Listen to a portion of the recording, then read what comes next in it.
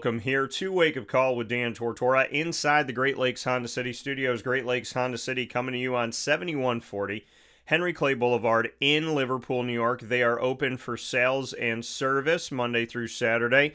And of course, they're open all the time at GreatLakesHondaCity.com. So however you get yourself to Great Lakes Honda City, be it online and get all the information ahead of time, or you just hop on over to 7140 Henry Clay Boulevard in Liverpool, New York. It is time to get your next vehicle. I have trusted Honda for over a decade. I've been to Great Lakes Honda City for many, many years, the former Honda City of Liverpool, and I cannot thank them enough for their vehicle's gas mileage, for the prices that I got, and more than anything, for the safety of the Honda product, as it arguably saved my life or saved me from being paralyzed many years ago. So thank you to Honda for everything, as well as Great Lakes Honda City right here in our community. We are up and down the East Coast, the Midwest, the West Coast, and all around the globe on YouTube.com and Facebook.com, both /WakeUpCallDT. What do you know about it?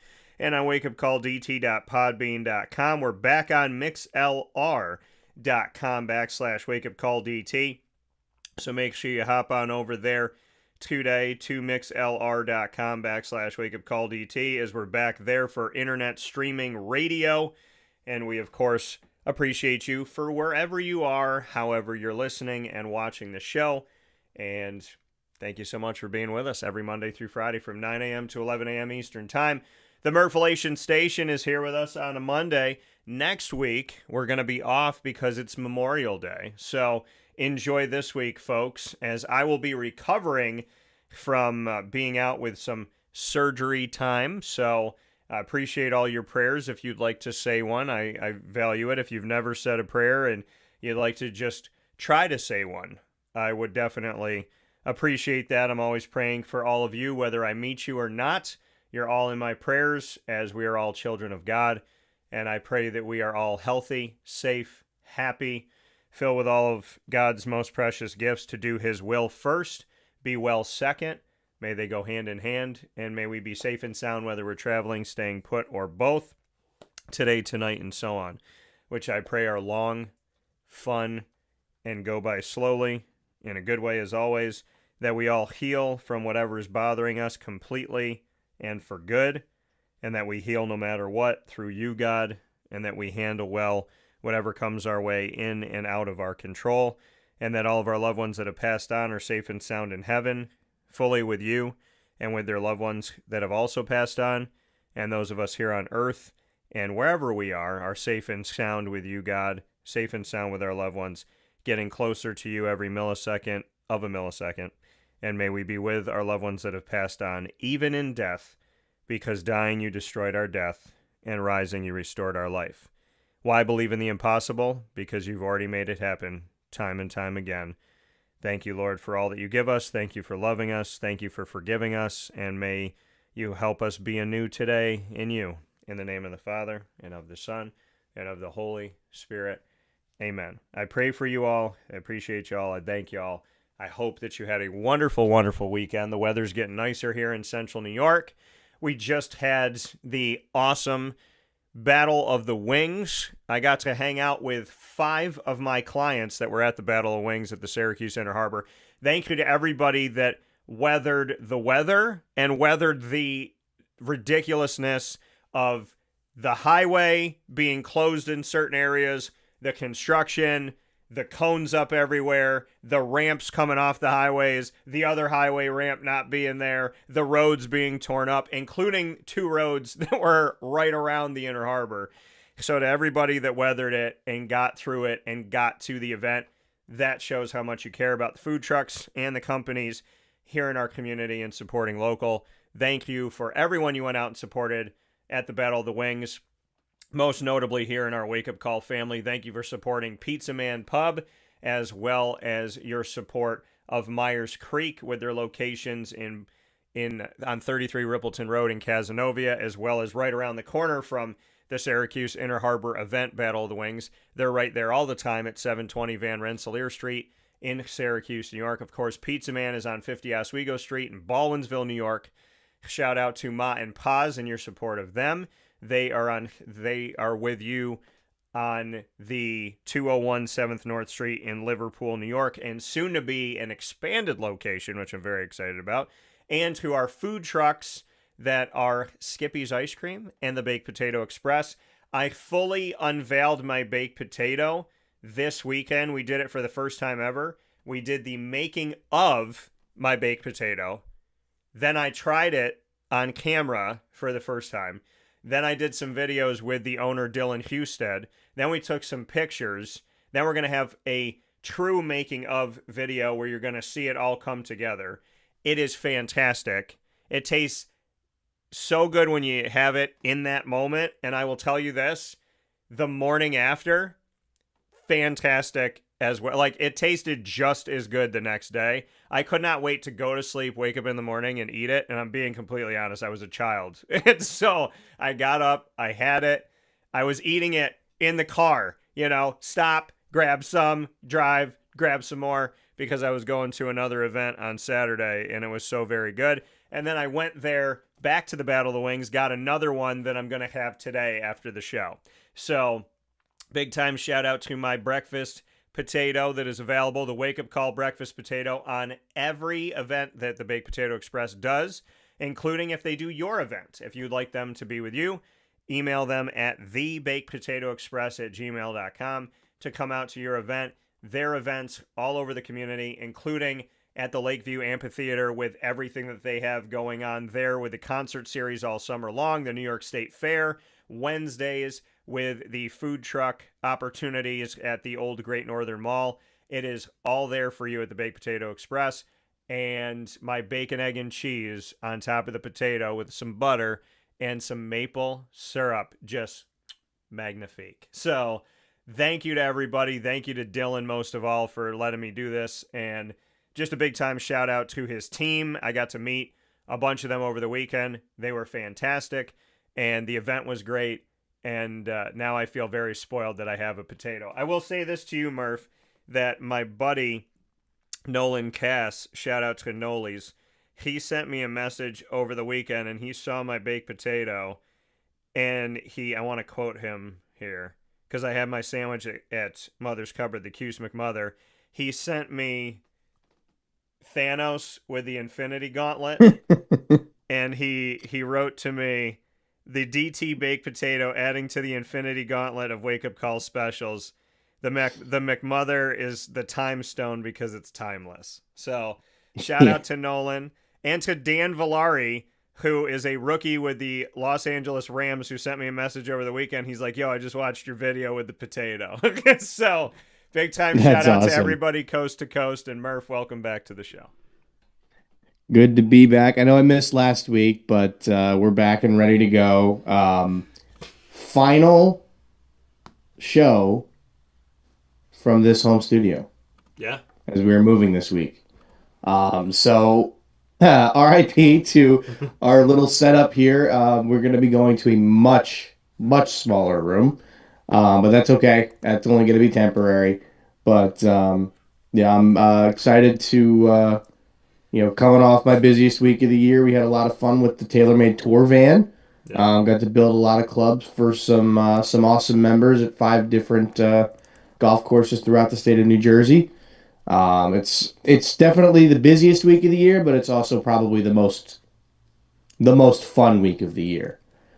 Because it's always the most fun thing in the world is being able to tell somebody, hey, that club we just fit you for, it'll be ready for you in about an hour. So come on back, go have some lunch, come back. You can go play with it this afternoon, if you wanted to, which is pretty darn cool. Yeah, I always think that that's like a really cool thing that you do with TaylorMade, is that, you have this experience essentially where, people come in and they get fitted for their club, and then here it is, like you got fitted for it, you experienced it, you went through the whole process of them, and really anything that does the making of and personalizes it. I just think that's really cool. And then to have that created and be a part of the creation process and go through it, and then it's like, oh, okay, so are you guys going to send it to me? Is it going to be ready in like a month, in a week? Like, what's happening? It's like, no, you can pick it up in just a little bit. So I think it's really cool that you do that, because it's made me want to, like, I never knew about it so it's made me like interested in going through the process of it. Yeah, let me pull up the I have the video from last year. I didn't take a video on the van this year, but it's really cool just to kind of see the inside of it. And um, Yeah. Frankie's van's awesome. So, Frankie gets a massive shout out from me. He was killing it on the truck all week long. Um, those are the curing cells for the when you put the epoxy on the shafts. He's got all the shafts in there. Yeah. He's got more in another trailer, but this is obviously from last year, so it's got the old heads and everything. It reminds me of Tony Stark's plane where he makes Spider-Man's suit. Like that's and you know what it is too? It's such a cool experience for the members at these clubs that we go to. And some of them, may not have even known. Some of them were just like, I'm just coming to get fit. Yeah. And, when we tell them that their clubs are going to be ready in an hour, they're like, ooh, like that's pretty darn cool. So yeah, it was, Frankie killed it on the van this week. Will and Chris and Dustin and Jack and my guys that were fitting with us did awesome. We had some help out from the Kingdom, did some training with us on Wednesday and Thursday. Dwayne was amazing. So that was a lot of fun. And we had a great time. All the pros were awesome. We got to provide an awesome experience. And it's always something that's really cool. And fitting for a living is pretty darn fun anyway. Yeah. But when you have the added benefit of of the tour van or the built van, it's pretty cool. And obviously we wrapped the week up at Trump National Bedminster, which where we did last year, we did again this year. It was really cool. We got some awesome people, and 6 of us were going nonstop, and it was an awesome day. But yeah, it's as fun as it is. It's nice to have a little bit of I say relaxing, but there's no relaxing, because obviously in 3.5 days we will no longer be living in this house. So I got to worry about getting all of my stuff out of the house and either into the storage unit or into the new house over the course of the next couple of days. It's not a lot. I'm not particularly worried about it. As most of you know, I kind of procrastinated a little bit until the last minute, but we'll get it all out. I told him a month ago, and he was like, "Don't worry, I got this." And here's the thing. I took care of a lot of the big stuff. Yeah. I took care of I took probably 10 bags of garbage out, just of crap that I'm not gonna have anymore. Yeah. But really all that's left. Why are you throwing? Hold on, not to interrupt you, but I got to ask you this: when you say you took all these bags of garbage out, why'd you throw away all your Jet stuff? Well, I didn't throw all of it away. I did throw some of it away, but not all of it away. Yeah. No, but obviously I had plenty of stuff here that was just taking up space, and when you're moving, you're always gonna have just bags and bags of garbage of stuff that you just throw out. Yeah.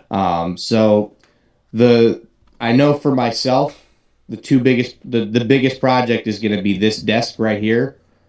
I've got to find a way to fit this in the new room. So basically this will be one of the last things to go. This will probably get taken apart on Wednesday, so that I can bring it down there.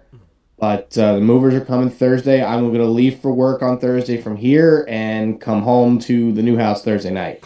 Yeah. So that'll be a little different and interesting. But, it was my childhood home. I mean, we moved here when I was 6, so...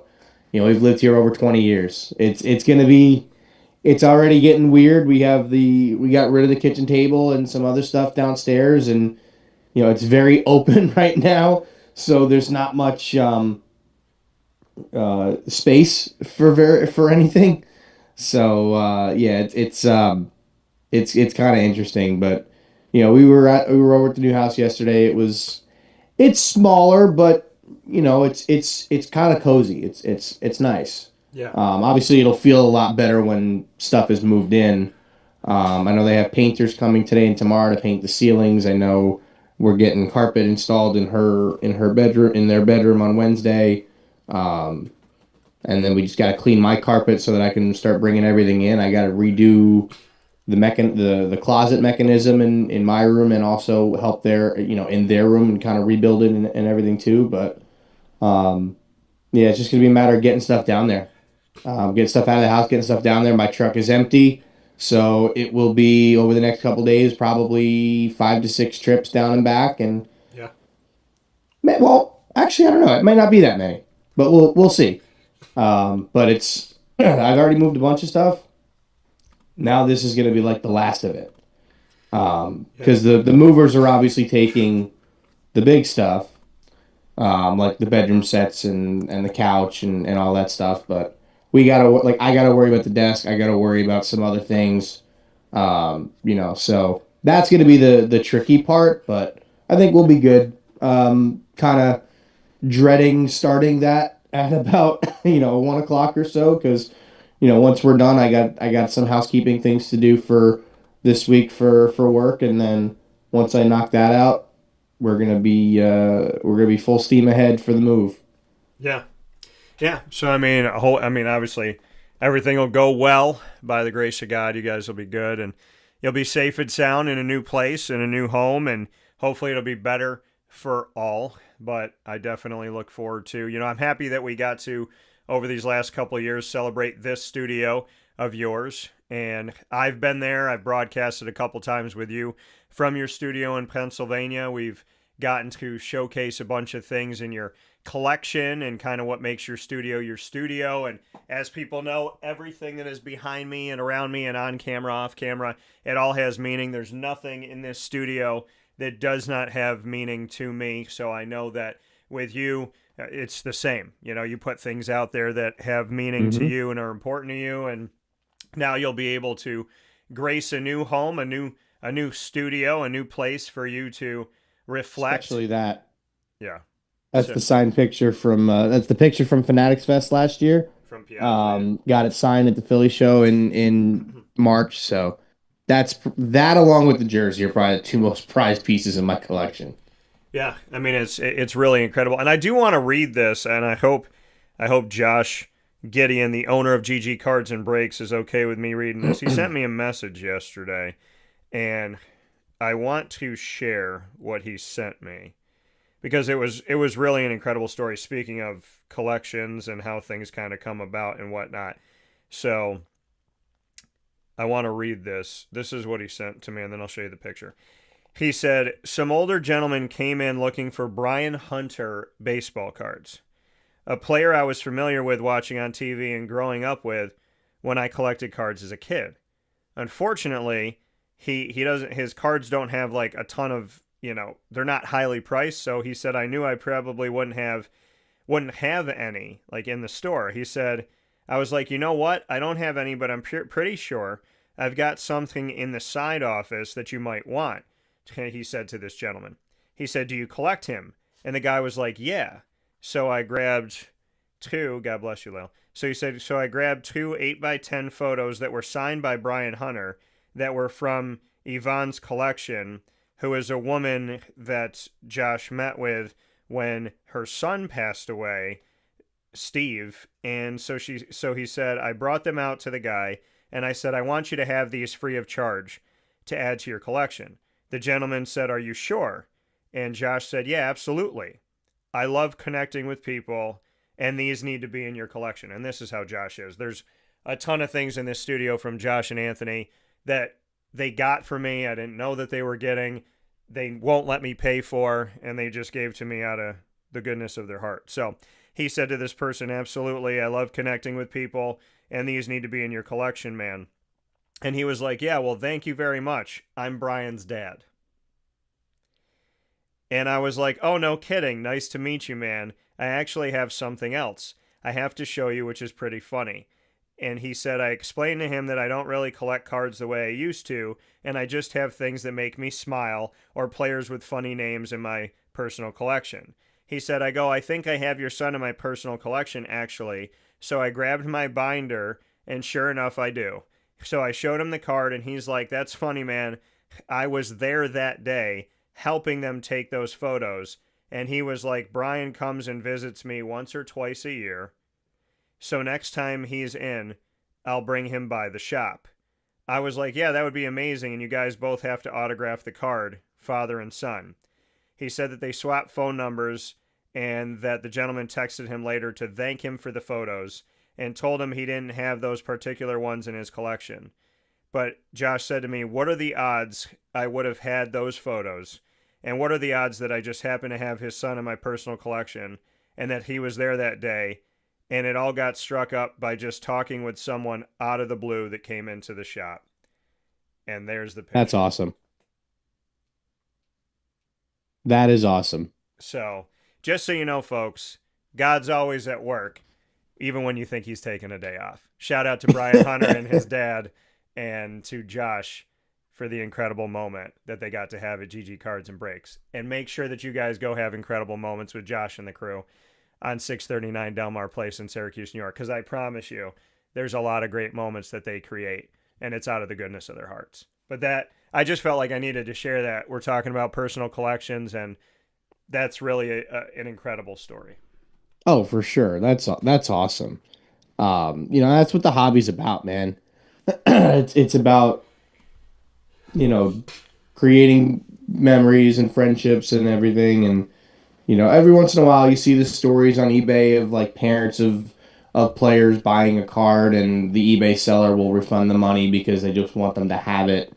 I've seen some stuff. I mean, and some of them aren't cheap cards. Some of them are like a couple $100, and the parents, like, they'll talk to them, they'll see the last name, and the seller will ask, and they'll be like, yeah, that's my son or that's my daughter, and they'll be like, you know what, I'm gonna refund your money. I want you to have this. Like, I'm still gonna ship it. Like, I want you to have it. Yeah. And like the stories you see from that are really, really cool. So that's another really really cool one, and it's one that I'm sure they will both remember for a long time. Yeah, and so I mean, it's really these are beautiful moments, and like I said, I mean, I've experienced them. I mean, Josh, he got me most recently. He got me a Damon Stoudemire, and it was a Arizona Wildcat college card of my favorite player, Damon Stoudemire, who I've since interviewed and talked to a bunch of times, and which God is incredible. I waited 29 years, and I would have waited, 100 years to do it, and I got to do it. And it's a calling card. So it's actually like a card that was supposed to have minutes on it, and it was signed by Damon Stoudemire. He got me another one that's right here. Him and Anthony got me this one, which I had this card growing up, but that's officially signed by Damon. And so, yeah, it's crazy because I wanted to meet Damon. I wanted to talk to Damon. I wanted to get his autograph. I've done all of those things. And without GG Cards and Breaks, a lot of these cool moments wouldn't be possible. So, shout out to Brian Hunter, shout out to his dad, and to Josh, who continues with his staff to make these really, really incredible memories, and cannot thank him enough. Speaking of making a memory, Aaron Rye had one in the 2026 PGA Championship over the weekend, and now there's some thoughts on rule changes in the PGA, so we'll talk about some things right after this fast break here on Wake Up Call with Dan Tortora inside the Great Lakes Honda City Studios. The man from England who speaks a language that some Americans wouldn't understand. We'll talk about him right after this. And that is no knock to Aaron Rye. That is just stating that Americans don't always know how to speak English. We'll be back. I know people are going to get mad, but listen, we call it American. Stop saying we speak English. We do not speak. There is proper English, and then there is what we speak sometimes, okay? And I will tell you this. If I did not know English as a first language and I was born in America, it might take my whole life to figure out all the slangs, all the meanings. Red and read look exactly the same. Lead and led look exactly. A lot of stuff. It's the dude on TikTok. It's because that's why. It is. It's a difficult language to understand, but we need to start telling people we speak American, not English. We'll be back right after this. I love y'all. We'll be back. Stay with us. This is Jim Dispenza, owner of Game Point Sports Complex. You hear the same story across any sport that kids play and any sport that adults play. There's never enough places to play. That was definitely true with volleyball, definitely true with basketball. Could be cheerleading, it could be field hockey, which is what we're seeing now. Every sport has a lack of places to play, and I think Syracuse in particular is a place where it's really bad. Despite the fact that we've got a lot of athletic talent around here, we just seem to have not enough places for people to play, and they're going to different places. They're going to Rochester, they're going to, Buffalo. They're going all different places because we don't have the place here, and I felt like that should change. This was a long project from planning all the way through execution to opening doors. A lot of work went into it, obviously, a lot of money, a lot of resources, and the dream always was kids being in the gym, having a good time. And I've always felt like sports is the most unfiltered joy that you can observe with people, that people can experience, because it is fun, it is a sense of accomplishment, it's all of that wrapped into one thing. And so watching kids going up and down the court with big smiles on their faces has been just amazing experience. I'm looking forward to years to come of that same thing. We've taken the time to invest in multiple sports, and then what we're finding is the mere fact that we have a large, clean, well-lit space has opened a lot more doors for us beyond basketball, volleyball, pickleball. Now we're having some interest from cheerleading. We've got girls field hockey coming in, and then also there's quite a bit of room for spectators. We've got bleachers, we've got benches, we've got a concession lounge where people can get food and drinks. We're going to have multiple sports going at the same time, using every square inch of this place for what it was conceived for, which is basically people to come in, have a good time in the sport that they prefer. We manage each situation differently. Everybody has different ability to afford different things. Some are bringing 10, 15 people, some are just 2 people. I've had a lot of situations where it's a father shooting around with his son, it's a mother playing pickleball with her daughter or with her son, and in those situations come up and we work with people, and that's allowed us to have groups from 2 people up to 30 people and have some flexible pricing behind it. We're an organization that is here to work with the community any way we can, and I guess part of it is just making sure that we have the flexibility to put together a plan that makes sense regardless of the size of your group. So in order to book time, the best option is to go to our website, gamepointsports-syr.com. You can click from there and sign up for events, sign up for your own particular training, sign up for birthday parties, all of that.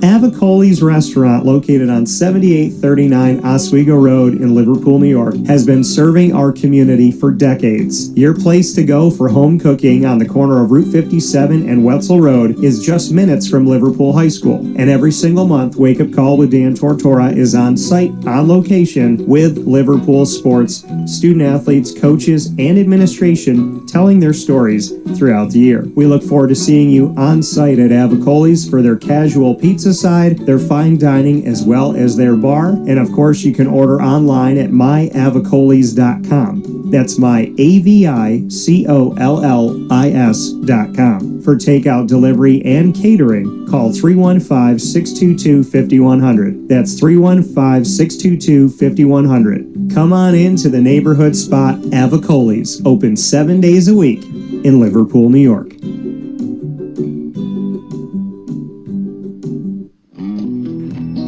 K9 Campground Dog Boarding is your home away from home for your furry-loving friends. Open 7 days a week with drop-off and pickup times in the morning and later on in the day and early evening. K9 Campground Dog Boarding is the spot to trust with your dog for short and long-term stays. Call 315-299-4013 for more information. That's 315-299-4013, and go to k9campground.com as well. That's K9, ground.com, where you will find all of the information on their different cabins, which include the classic cabin, executive cabin, grand cabin, and luxury cabin. K9 Campground Dog Boarding, where your dog will have indoor and outdoor areas as well as their own private cabin for any size, any breed, as well as dogs with different needs. Dog parents and dogs alike choose K9 Campground Dog Boarding. Isn't that right, Lily?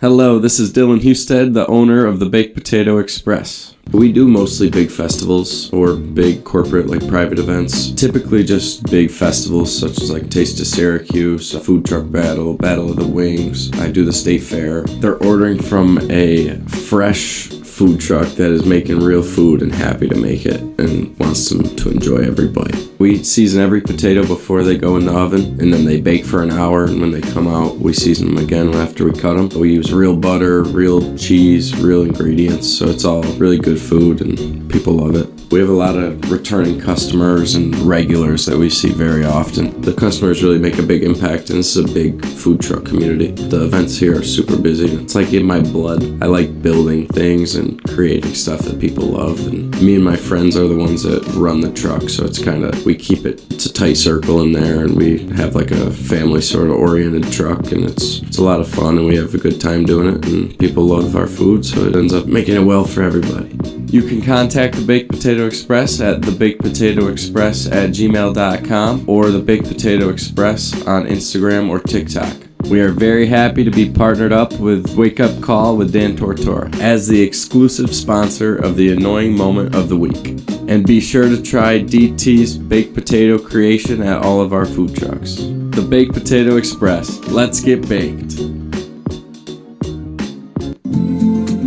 Looking for your next ride? Look no further than Great Lakes Honda City, located on 7140 Henry Clay Boulevard in Liverpool, New York. Serving our community for decades, their new and pre-owned vast array of vehicles are available to you Monday through Saturday on site. To search from home, shop at GreatLakesHondaCity.com. Call 315-365-5576 to set up an appointment. That's 315-365-5576 for Great Lakes Honda City, 7140 Henry Clay Boulevard in Liverpool, New York. Great cars, great people, Great Lakes.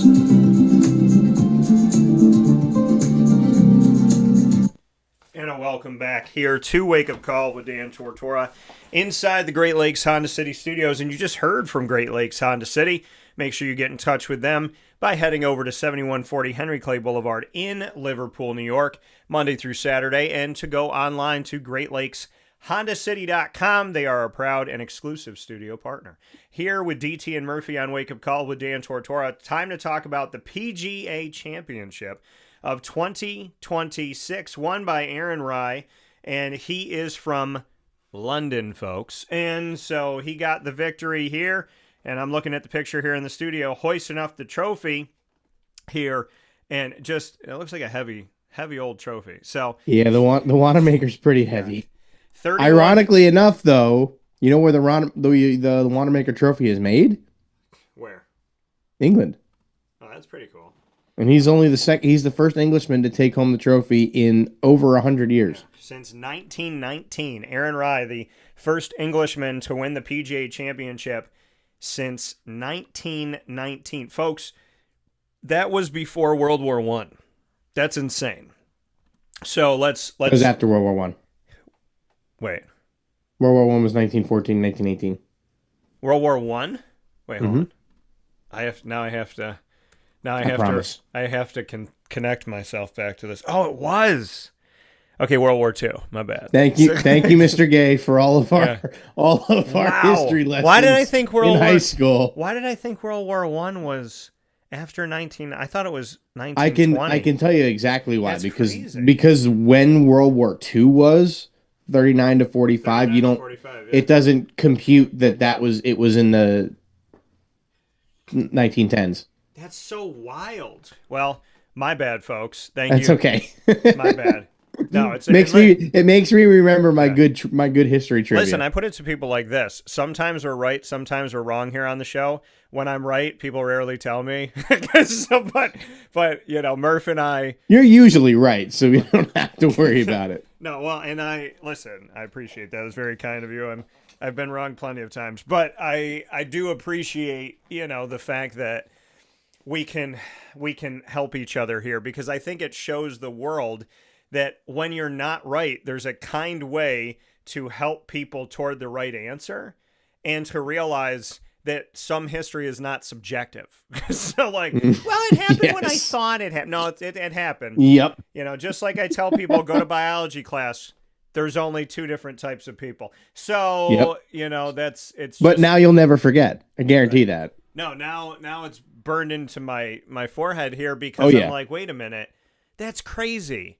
In my head, I'm like, 1919 was when it started, but that's when it was ending. So, that's so crazy. like I will go and watch like these weird historical educational YouTube videos sometimes when I get bored, and that's kind of where a lot of my history trivia like, because for me, like, if I was ever to teach a subject in school, it would be history. It would be U.S. history. Yeah. Because I think for me it was the most enjoyable, and it was also probably the easiest, because knowing the history of your country, I would say, is pretty darn important. Especially when there's people that don't even know who the first president was, and and then some of them don't even know who the president was when it was, actually no, they thought Obama was the first president. They didn't know who the vice president was. Wait a minute. Some of these thought people. Obama was the first president? Yeah. This is how moronic that sounds. There are people that thought that.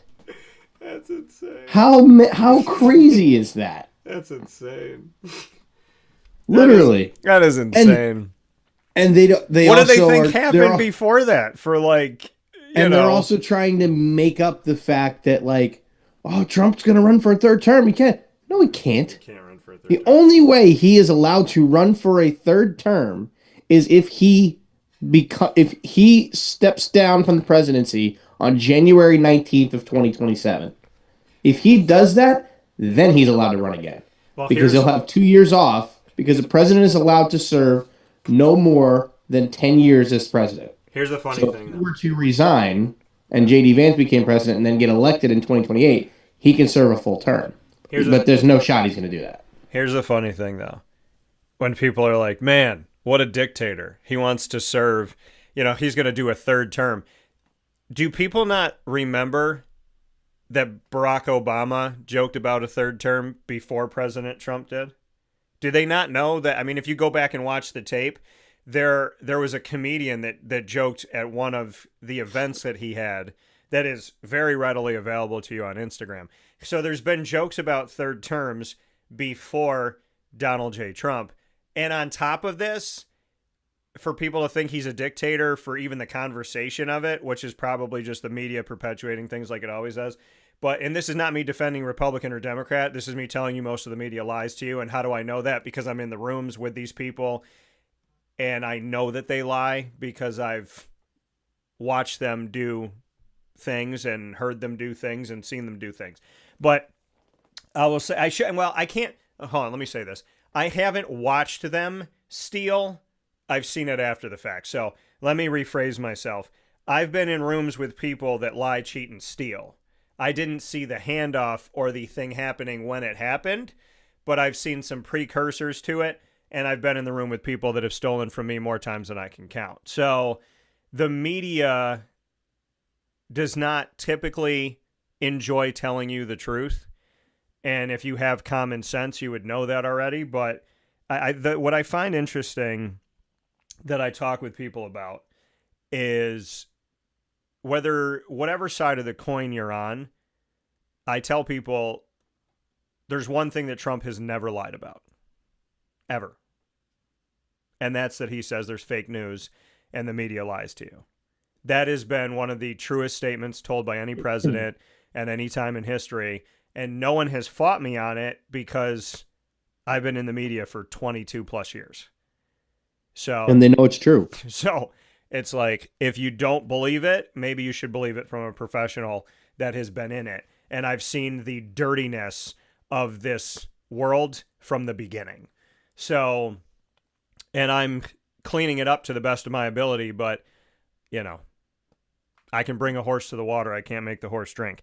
But anyways, to those that think it's a dictator in hearing about a third term for President Trump, which he's obviously not going to do, this is just the media trying to scare people, again, to keep perpetuating the same ridiculousness. But there was a president that served more than 2 terms, and that was FDR. And he's the reason why we have the 25th Amendment. Right, because he decided to stay in when he was trying to bring us through that New Deal and all of the things to try and raise us into a better economy. So in fairness, though, his 3rd term started as World War II was really getting underway. So I don't think anybody necessarily would blame America for electing him for a 3rd time. 4th time, I mean, he was dying of polio. But nobody knew that. They hid it. They literally hid the fact that the president was dying of polio. Yeah. But like, he's the reason, obviously, why that became a discussion. And then I believe it was in the early 50s where the 25th Amendment was passed, and where the 25th Amendment was passed, and he was able to, and the limits were put into place for 2 terms or 10 years for anybody. But yeah, like some of these people are just, and the fact that they're calling him a dictator, and yet they're defending Maduro, who was actually a dictator, and the Ayatollah in Iran, who was actually a dictator. Yeah. It is really funny to have no Kings rallies and then celebrate the King of England. I know. I know, right? But, and again, we had a literal king in the U.S. And just so you know, kings and princes that people like to watch TV shows about and all this stuff. But people, please understand something from my seat here. Whether you're watching and listening now and you're Democrat, Republican, right, left, blue, red, all this crap that divides us, whatever you decide that and I'm not calling the parties crap. I'm just saying this stuff is definitely made to divide us now more than ever because, you know, social media and media just loves keeping the country divided because it helps you be manipulated easier. But I will say, as a broadcaster and as somebody who, you know, appreciates all people, and I have friends that are all different sides of the coin when it comes to what they stand for and what they don't, I want to let you know that as I bring up some of this stuff and give you some of this information, this is not me leaning here or leaning there. This is not me saying Democrat. This is not me saying Republican. I've watched Democrats and Republicans do good things that I applaud, and I think working together is better than working separately. I'm just exposing things that don't make any sense. Whatever party that leans to or it doesn't lean to is a kind of just ancillary thing on the outside compared to, I mean, and what I'm basically trying to say is I would say this about any party. If you go to a no kings rally and then you celebrate a king, you gotta feel stupid. And that could be if you're Republican or Democrat, whatever you think. But the reality of it all to me is a lot of us are out here picketing and screaming and yelling, and we don't really understand what's going on. And I don't want people to be Republican and Democrat. I want them to be American. And I said, if I ever ran to be president of the United States, which I very well believe I could win that, not because I have a giant ego, but because I love and care about people. And because I've talked to people that are gay, straight, Republican, Democrat, liberal, conservative, believe in God, don't believe in God, different religions, veterans of the military, people that have kids, people that don't have kids. I've talked to a lot of people, and they've said to me, I'd vote for you if you ran, but I wouldn't run on either one of these parties. I would run in some American party, and that party, not even to win, it would be more to just send a message to the world that God loves all of us. He cares about all of us. We all matter. We all have the right to have an opinion. We do not have the right to think that we don't have a consequence for our actions or our words. There are consequences. And that we should feel very fortunate that we live in a world where we can either be really kind or really nasty and not have our heads cut off. So I think that people really need to understand, when you support a country, you should probably do your research of what that country does to its people. When you support a king but you hate kings, you should feel stupid. And when you bully on social media or in person, you should feel bad about that. And I've been very clear that there's things that I agree with President Trump with. There's things that I don't. There's things that I have agreed with presidents on both sides of the table, and there's things that I don't.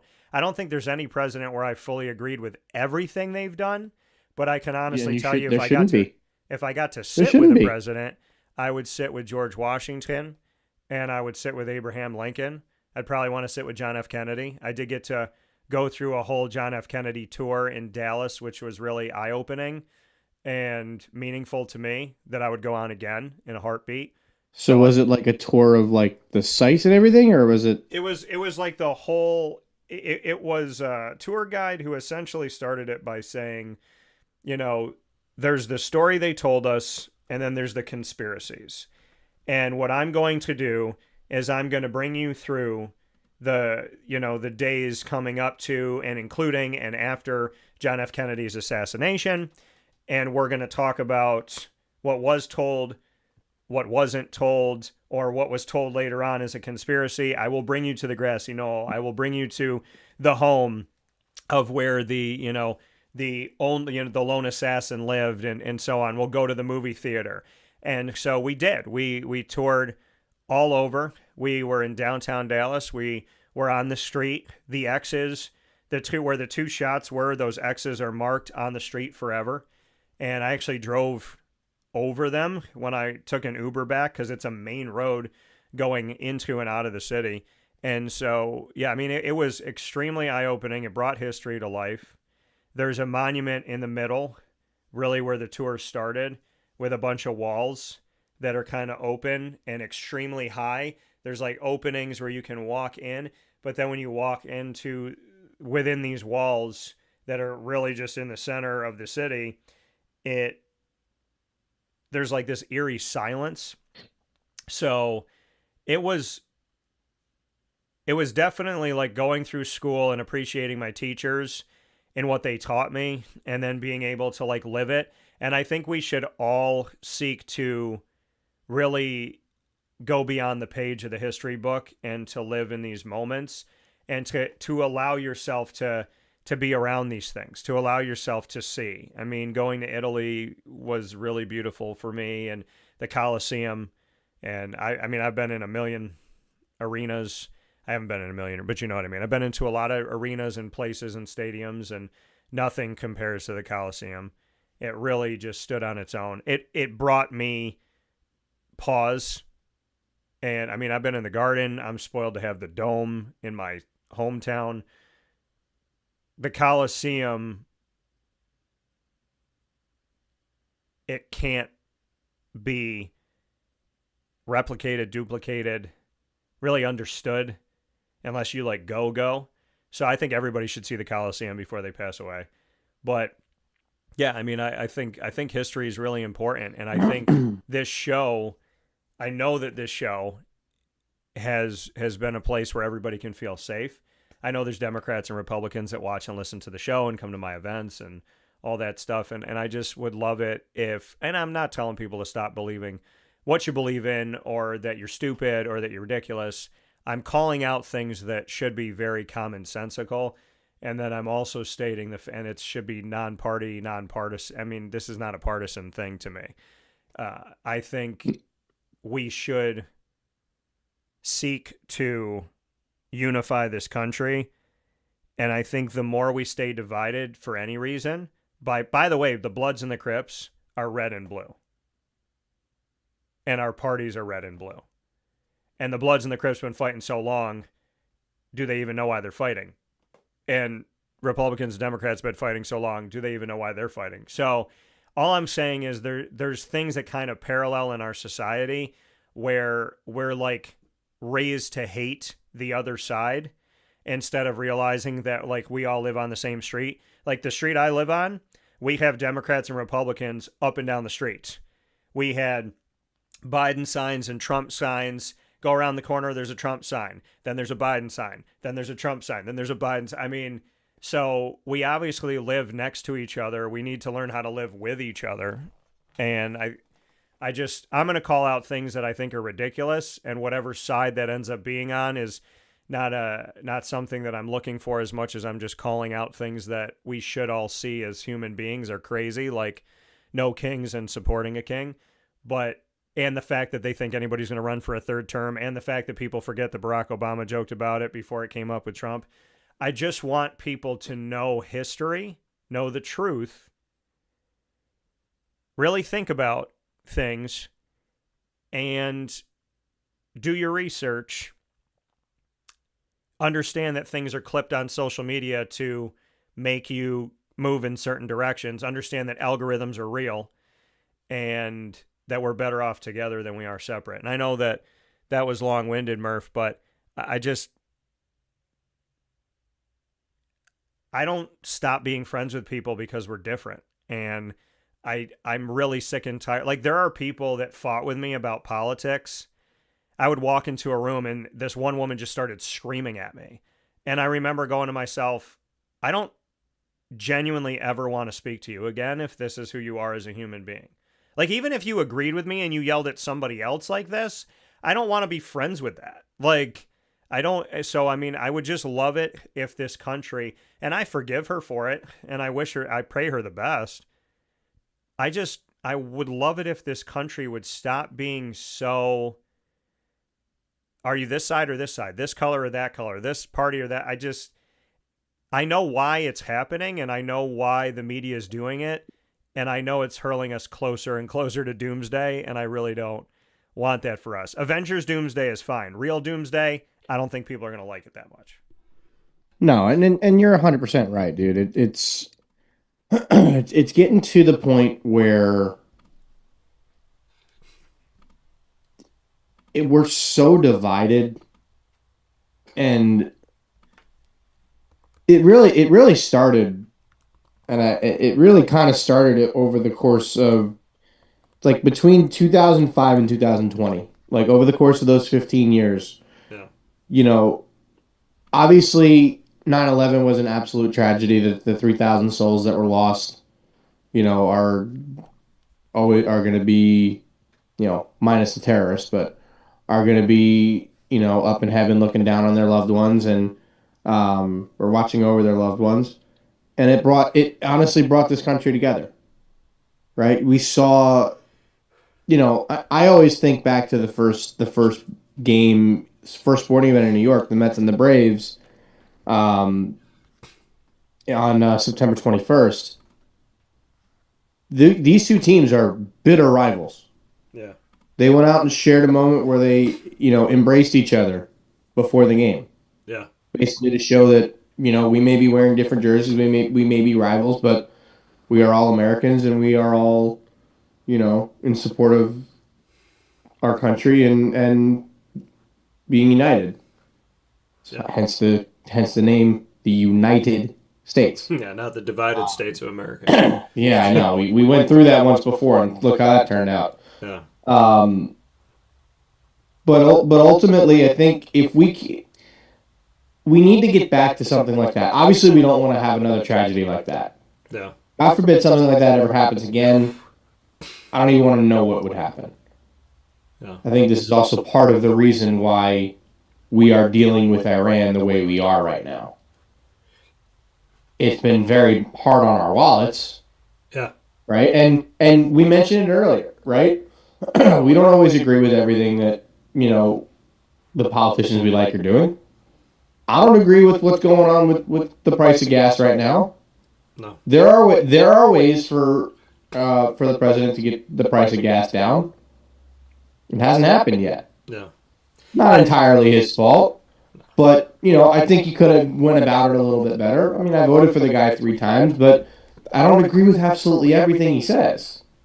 Right? Like, I mean, to be fair, he's a typical New York City construction. Most of you know what I would say, but this is a family show, so I'm not going to say it. But that's who he is, right? And it's not that he's bad. It's that he's a jerk. But that's who he is. No. Right? But people are scared of him. Other countries are scared of him. To me, that is a very valuable quality to have in a president.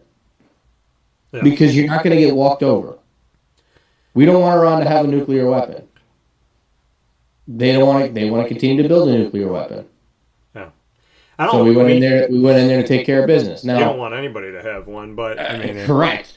Quite frankly, I don't want us to have one either. But you know, if Russia's going to have them, then you know we should probably have them as a precaution. But God forbid that ever happens and we have nuclear war, we won't live to see it. Yeah, it's a giant Because pile that will be Armageddon. It's a giant pile of wasted money.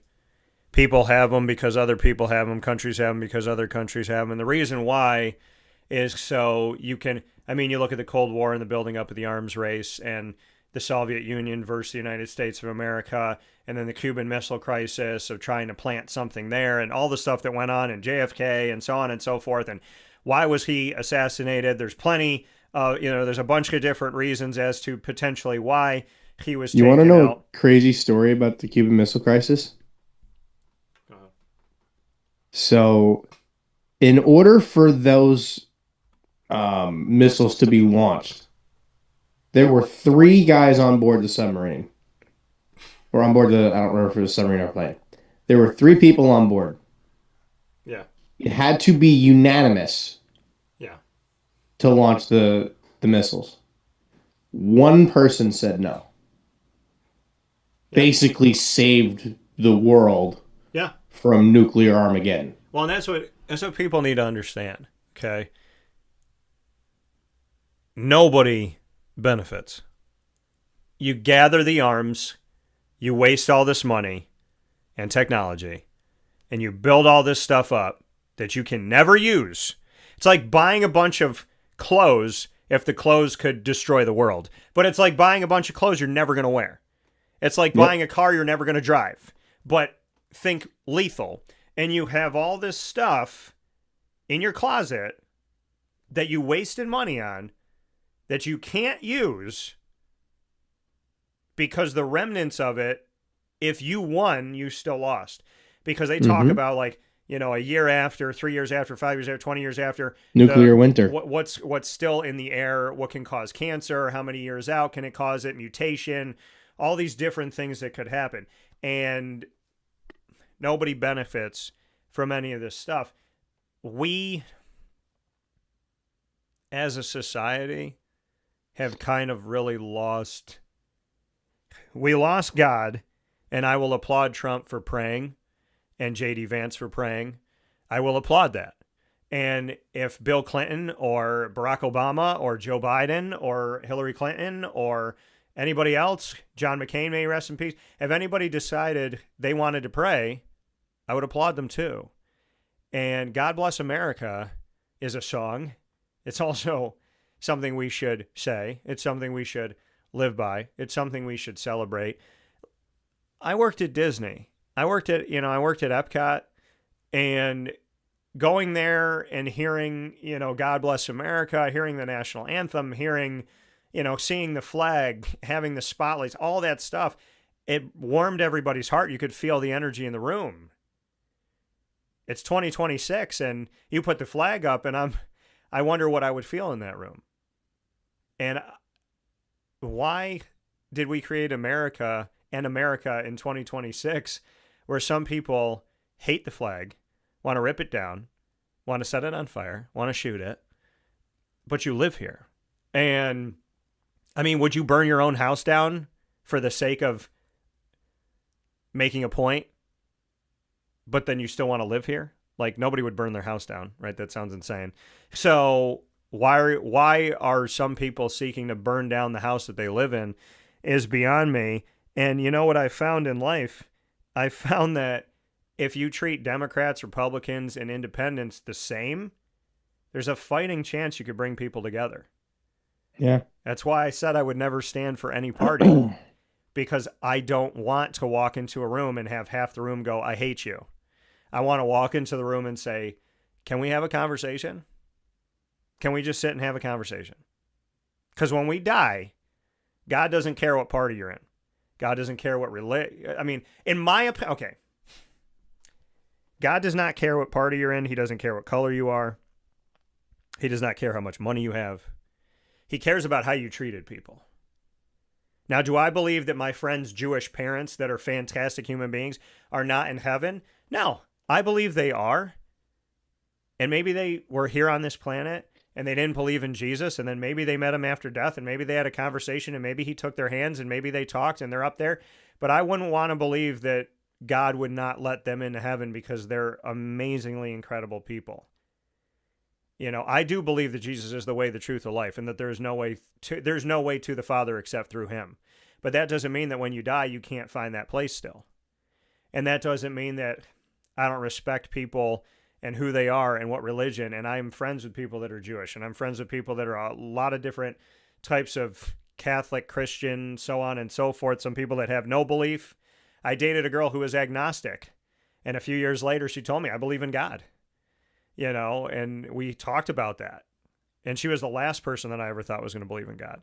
You know, I had a friend for many years now that he knows I pray, and I pray when I go into his restaurant, and I'm open about my belief in God. I never push it on him. And now 5-6 years into our friendship, he's asked me to pray for him. He's asked me to sit down and pray with him. I have another buddy who God keeps showing up, and he keeps going, how are all these things happening? He's like, I don't believe in God, but how did everything just work out? And I told him, I go, God's going to keep showing up. He just wants you to admit that it's him, but he's there.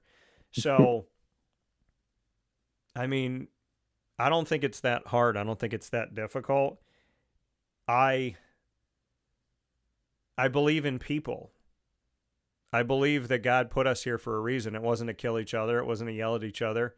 It wasn't to be grimy. It was to be good. And we were never meant to be separated. That's why solitary confinement is considered a punishment in our culture. So instead of doing what we're doing today and solitarily confining ourselves, or only hanging out with people of like mind or like this or like that, listen, I wouldn't have the friends I have today if I was closed-minded. I wouldn't have the brothers I have. I wouldn't have the sisters I have. There are things I vehemently disagree with. And then there are things that, you know, I can talk to people about it and say, okay, in this extenuating circumstance, I can understand. But I will tell you this, I am not a politician, and I think those are the people that should run for office. And because we don't owe anybody anything, I prefer that we all serve God, because I don't think you can fail in that direction. So we just need to be better. We need to be together. And I don't understand why that's hard.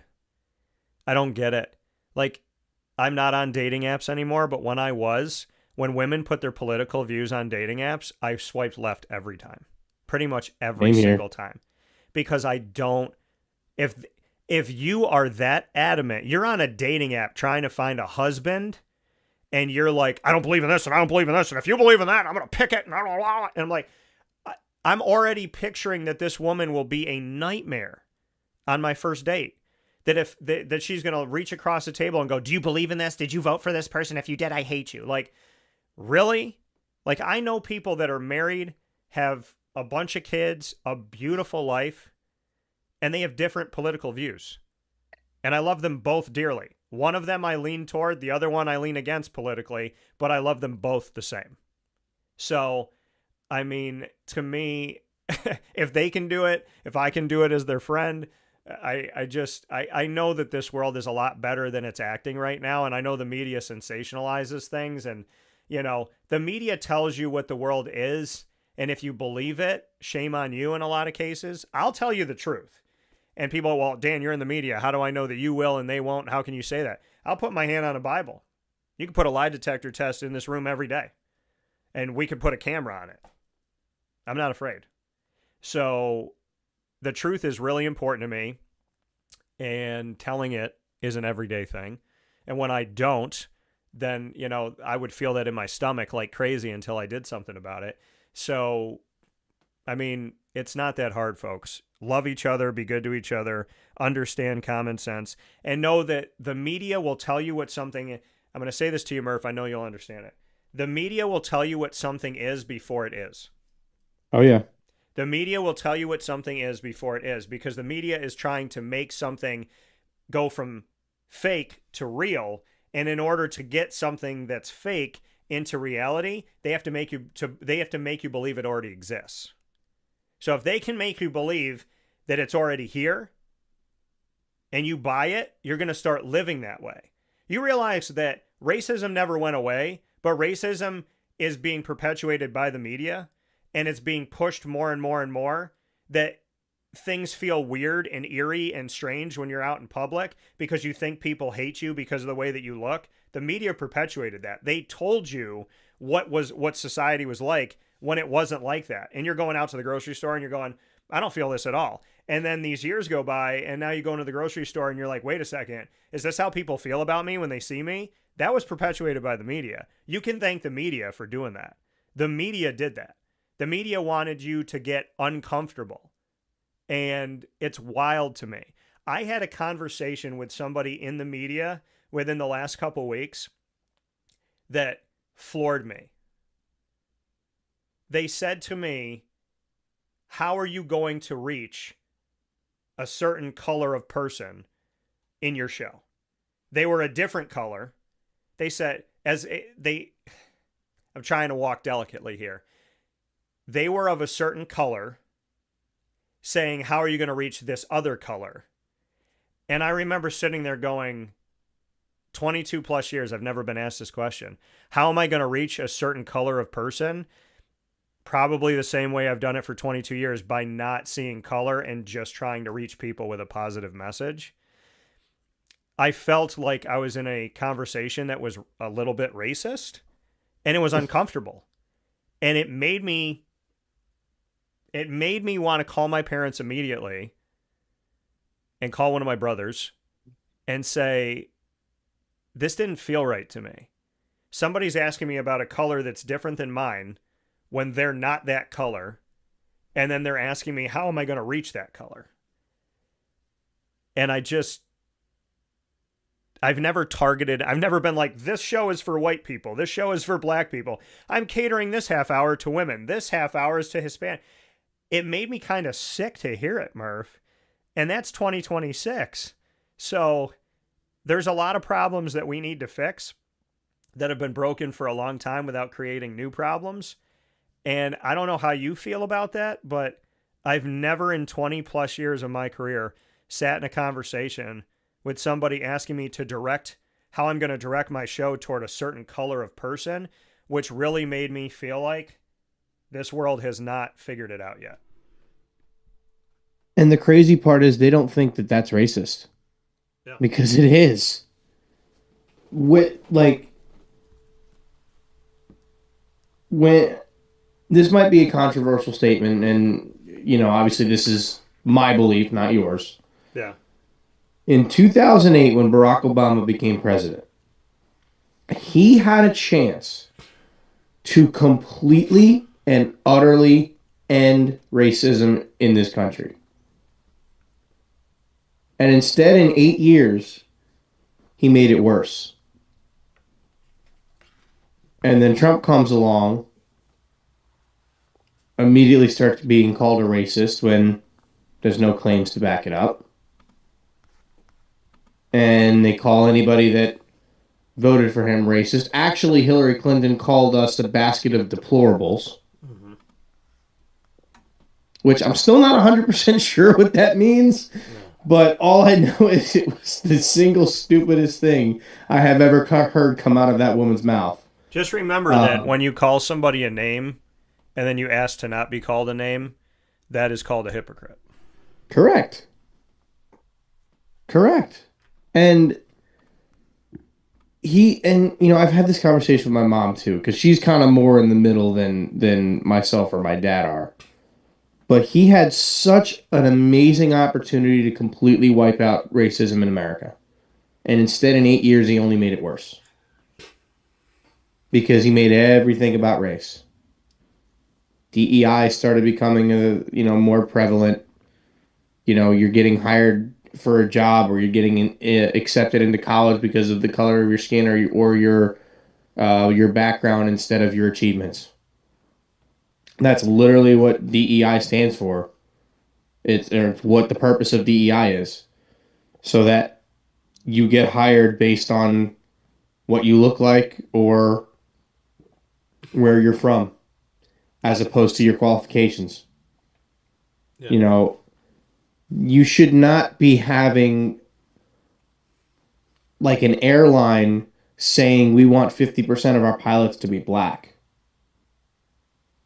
You could have 100% of your pilots to be black if they're all qualified. I would say have 100% of your pilots be qualified. I don't care. Yes. I don't care if your pilot is a goat. It could be 90. It could be 90% black. It could be 10% black. It does not matter. You want people who are qualified for the job. Yeah. It does not matter what you look like. It does not matter where you are from. You want the people who are qualified and the people that can actually do, actually do a job. And that's kind of the part that people forget. Yeah. Right? Like this is why there's been so many people against DEI. Is because it doesn't matter what color you look like, or what color you are, where you're from, what language you speak. You should be treated the same. It matters if you can do the job. Correct. And this is the hill that Martin Luther King Jr. lived and died on. Yeah. Literally said the opposite of DEI. He is probably rolling over in his grave at what is going on right now. He didn't want you to get hired because you're black or white. He wanted you to get hired because of the content of your character. Correct. He told us in one of the single greatest speeches in the history of our country that he wanted his kids to grow up in a world where they are judged not by the color of their skin, but by the content of their character. Yeah. That is probably one of the most powerful messages in American history. And 60 years later, where are we? Yeah. We've gotten maybe not worse in terms of where we were in the 60s in the heat of the civil rights movement, because there were literally things that black people could not do. Yeah. In the 60s, even though they had the legal ability to, there was still plenty of segregation. Right? If you've ever seen the movie 42, which basically talks about Jackie Robinson coming to the major leagues. There's colored-only bathrooms. There's white-only bathrooms. Yeah. There's people screaming the N-word at these people, which is, I don't even want to know what that felt like, because it probably feels horrible. Yeah. It probably does. I heard the word said 3 times by somebody in this community of Central New York. I ended my friendship with that person. I do not speak to that person anymore. That is the main reason. There were other reasons, but that is the main reason. And I didn't like hearing it 3 times over a span of years of sitting with him and thinking, oh, maybe he's better now. No, he's still the same. And the straw that broke the camel's back was when he had lunch with one of my friends who happens to be African American, and he called him the N-word after the kid had walked away. He talked to him for 20 minutes, laughed, had a great conversation. He's smiling. And so I'm thinking, maybe this kid has changed his heart. Maybe he chipped away a little bit, not even knowing he did. And the kid wasn't even outside of the building. My buddy wasn't even outside of the building when he called him the N-word. He's like, you can't let an N sit next to me. People know me in this diner. I can't have N's here with me, being seen with me in public. And I looked at him and I was like, so that entire conversation you just had with him was fake? Oh, no, he's a really nice guy. I'm like, but that's not his name. And I ended that friendship hearing it. I still remember the one time, and hopefully I never hear it again. I still remember the 2 times. 2 times different words. But I remember the 2 times I heard the Italian slang for what somebody would call me as an N-word. It was said to a friend, and then another time it was said about something I was wearing, and the person didn't even know it was wrong. They grew up around it, and they just called something. And it was a girl I was dating, and I literally closed the door in her face and opened the door again and said, "Would you like to try again?" Like, I was willing to never talk to that girl again, because I was like, I understand that you might be ignorant to what you just said, but I'm telling you what it means, so stop saying it. There's no like, well, that's how I grew up. I don't care. Like, now you know what it is. And then my dad, I remember being 7 years old, and people wrote the N-word to a Spanish person in my dad's yearbook. And I didn't know what the word meant at the time, but I pointed to the word and I told my dad, I go, "Daddy, I don't like this word." And he said, "Oh, no, that's just a nickname, son." And I said, "Why do some people call you by your name and some people called you this?" He's like, "Oh, that's just the nickname they used for me." And then I grew up and realized what that name was. One of my closest friends, I don't talk to his brother because he uses that word. So I can tell people very clearly in society that there are things that we still need to learn. But there are other things that the media is doing that want you to think that nobody's learned. And I didn't want Barack Obama to be the first black president. I wanted Barack Obama to be a good president. And when he got elected, he's my president. When Bill Clinton got elected, he's my president. When Trump got elected, he's my president. This is my country. He's my president. She's my president. If and when we ever have a female leader be president. We will. And so to me, and there are some incredible women that I have met in leadership. Just not Kamala Harris. That I would have voted for. And I told people there is no way I would have ever voted for Hillary Clinton. And that had nothing to do with political party. It had to do with the fact that if she can't take care of one state, New York, then I would never trust her with 50. And she took care of what she needed to take care of to get elected. Ask an upstate New Yorker what they think. Because most of us never saw her. She didn't have any policy that helped us. There is not a dang thing she did that ever supported Central or upstate New York that I know of. And the guy that was running here refused to go to a parade in New York City and then lost because of one stupid event that was over a weekend. I shouldn't even call it a stupid event. I'm calling it stupid because she went somewhere for a day or two and he didn't, and that changed the election. Come on. But again, it's pandering to certain things. It's New York City. It's right. This the largest city in America. There's 8 million people that live in New York City. But that's the thing. That's the reason. That's the whole reason we have the Electoral College in as far as the elections go. But that's why we shouldn't have. That's why upstate New York and Long Island should be separate, because we do not think as they think. Our taxes would not be as high. Like, we bail out New York City, and we don't agree with them. And listen, I like visiting New York City, but if I wanted to be in a place with graffiti everywhere that smells like trash, that may have something going, may have a riot, or may have people picketing. I remember going on a date in New York City a couple of years ago, and the girl was 33 minutes late because she got in an Uber and they couldn't go anywhere due to people picketing in the middle of the city.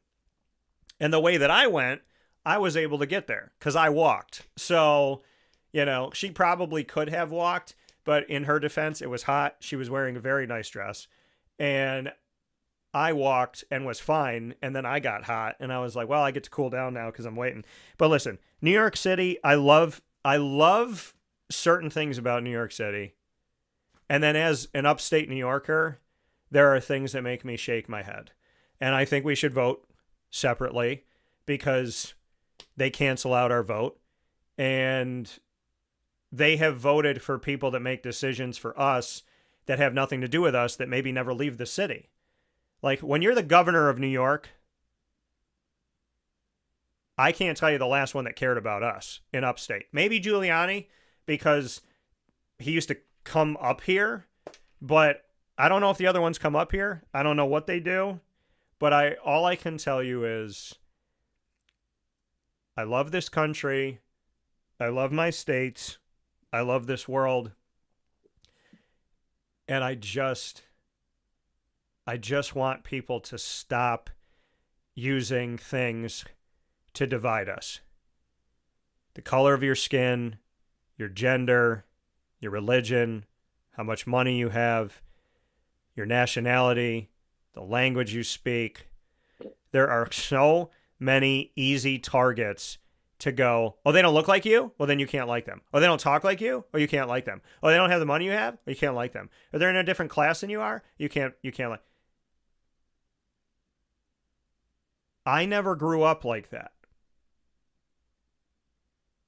I was friends with people that I wasn't supposed to be friends with. I wasn't supposed to play with the only African American boys that were on my grandma's street.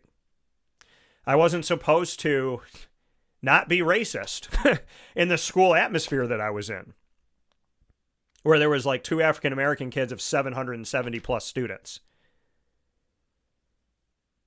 I was supposed to stay in my lane because mommy and daddy didn't make as much money as the other kids I went to school with. I went to a school that was absolute trash garbage. Great education. Some of the most terrible people I've ever come across. And it all had to do with money. So when people say, well, you're a certain color, you're privileged. I was an outcast in the school that I went to. I've never donated a penny to the school, and I never will. I never will. I appreciate some people that are connected to that school because they're different than what that school is, but that school is a giant sham of garbage.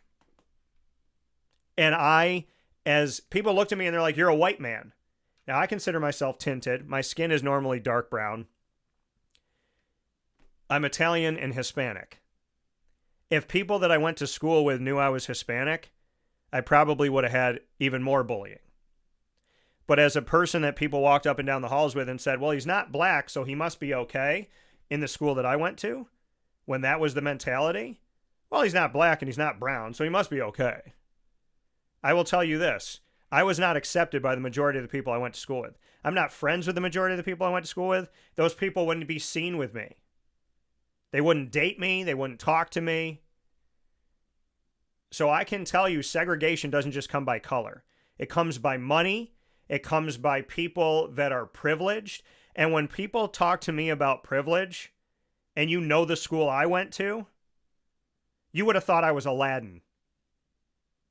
Just hoping that the Cave of Wonders would open up so I could rub a lamp because everybody else at that school treated me like I was some peasant farmer. We need to be different at all levels. Within your color, within your race, within your this, within your whatever it may be, we need to be different. There's a reason why I will look the leaders in the face of the school I went to and say, kick rocks, you ain't ever going to get money from me. Because I don't stand up for people that spit on other people. I don't stand up for anybody that does anything. And for us to think that it's simply just, you're this color, this and that. No, within your own culture, within your own race or whatever, there's still factions. And I went to a school that was predominantly white. And there were people at the top and people in the middle and people at the bottom. And for some odd reason, I got thrown at the bottom. I guess my mom and dad, being blue-collar, hardworking people that didn't have a dime until they made it for themselves, weren't good enough for that school. My name wasn't good enough for that school. And Murph, now that I have a company, now that I've been all over the country and I broadcasted outside of the country, you know what that school said to me? Remember where you came from and make sure you tell everyone you got an education here. I said, I'd be darned if I'm going to let you have credit for the work that I did. But you think about that, Murph. Think about that. It's not just simply you're this or you're that, you're this or you're that. Within cultures itself, there are divides. I went to a rich snobby, daddy will get me out of anything, mommy will pay for it school. I was more distant from them than I was to people that were African American, Asian. I didn't see color and race and background. I saw people that treated you with respect and people that didn't. And a lot of it came from my mommy and daddy have a good name and power and money. So let's remember that side of it too. There are people that treat you differently that look just like you. They just don't think you're as important as they are. Yeah, and it's it's a shame, but it's kind of the state of our world over the last handful of years, and obviously, we're far enough out of school that maybe it wasn't as bad back then as it could potentially be now. Obviously, I don't know. I'm not, I'm almost 10 years removed from high school. Yeah. So it's actually, I am 10 years removed from high school. What am I saying? But yeah, it's one of those things where, people are going to be who they are. People will show you their true colors. And believe them. But you'll also know who your true friends are when you start having conversations with them and the people you keep in touch with. Yeah. I keep in touch with 2 to 3 people from high school. That's it. Mm-hmm. Even college. I mean, there's a decent amount of people. I keep in touch with more people from college than I do from high school. Same. And that partly is, I was a lot closer with the people in college than I was the people in high school. I mean, heck, I'm in one of their weddings in a couple of months. So, it's one of those things where, you gotta keep your friends close and and know who your true friends are and kind of be who you are with them. But I think part of that is why, I did a little bit better in college in that regard, just because, partly because we spent basically every hour of every day together between the guys that I played baseball with and everything else. But from the media department, I don't really keep in touch with anybody. Yeah. It's all my guys from the baseball team, my guys from the golf team, like that's it. Yeah. Yeah. Those are the ones I keep in touch with. Yeah, I mean, and I play golf with on a regular basis. To me, it comes down to how you treat people. And I was really sad when, like, a few years back, I was talking to somebody and they were talking about their daughter going to the same school I went to for high school, and they're like, it's not any different. It might actually be worse. And I was like, worse? Really? And it's sad because, again, like, why? You know what I mean? Like, I think about that as a parent. I'm like, man, I really want to be a dad someday. And then I think about, do I want to homeschool my kids? Because the moment that somebody bullies them, I know that they have to live their own life. But me as a peaceful man, I'm going to want to go there and, like, blow through that person. Like, you touched my kid, I'll kill you. Like, I mean, that's not, and I think most parents feel that way. The mama bear, papa bear, like, you laid a finger on my child. Okay. And so I remember bullying back then, and there was no internet. There was no social media.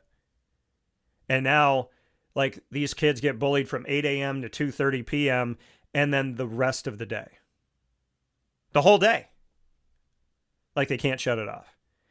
And what are we doing as a society? And then as adults, we're fighting with each other. And we're yelling at each other. And we won't be friends with each other. And we won't date each other if anybody's different than us. So we're segregating more. We are making Martin Luther King Jr. roll in his grave.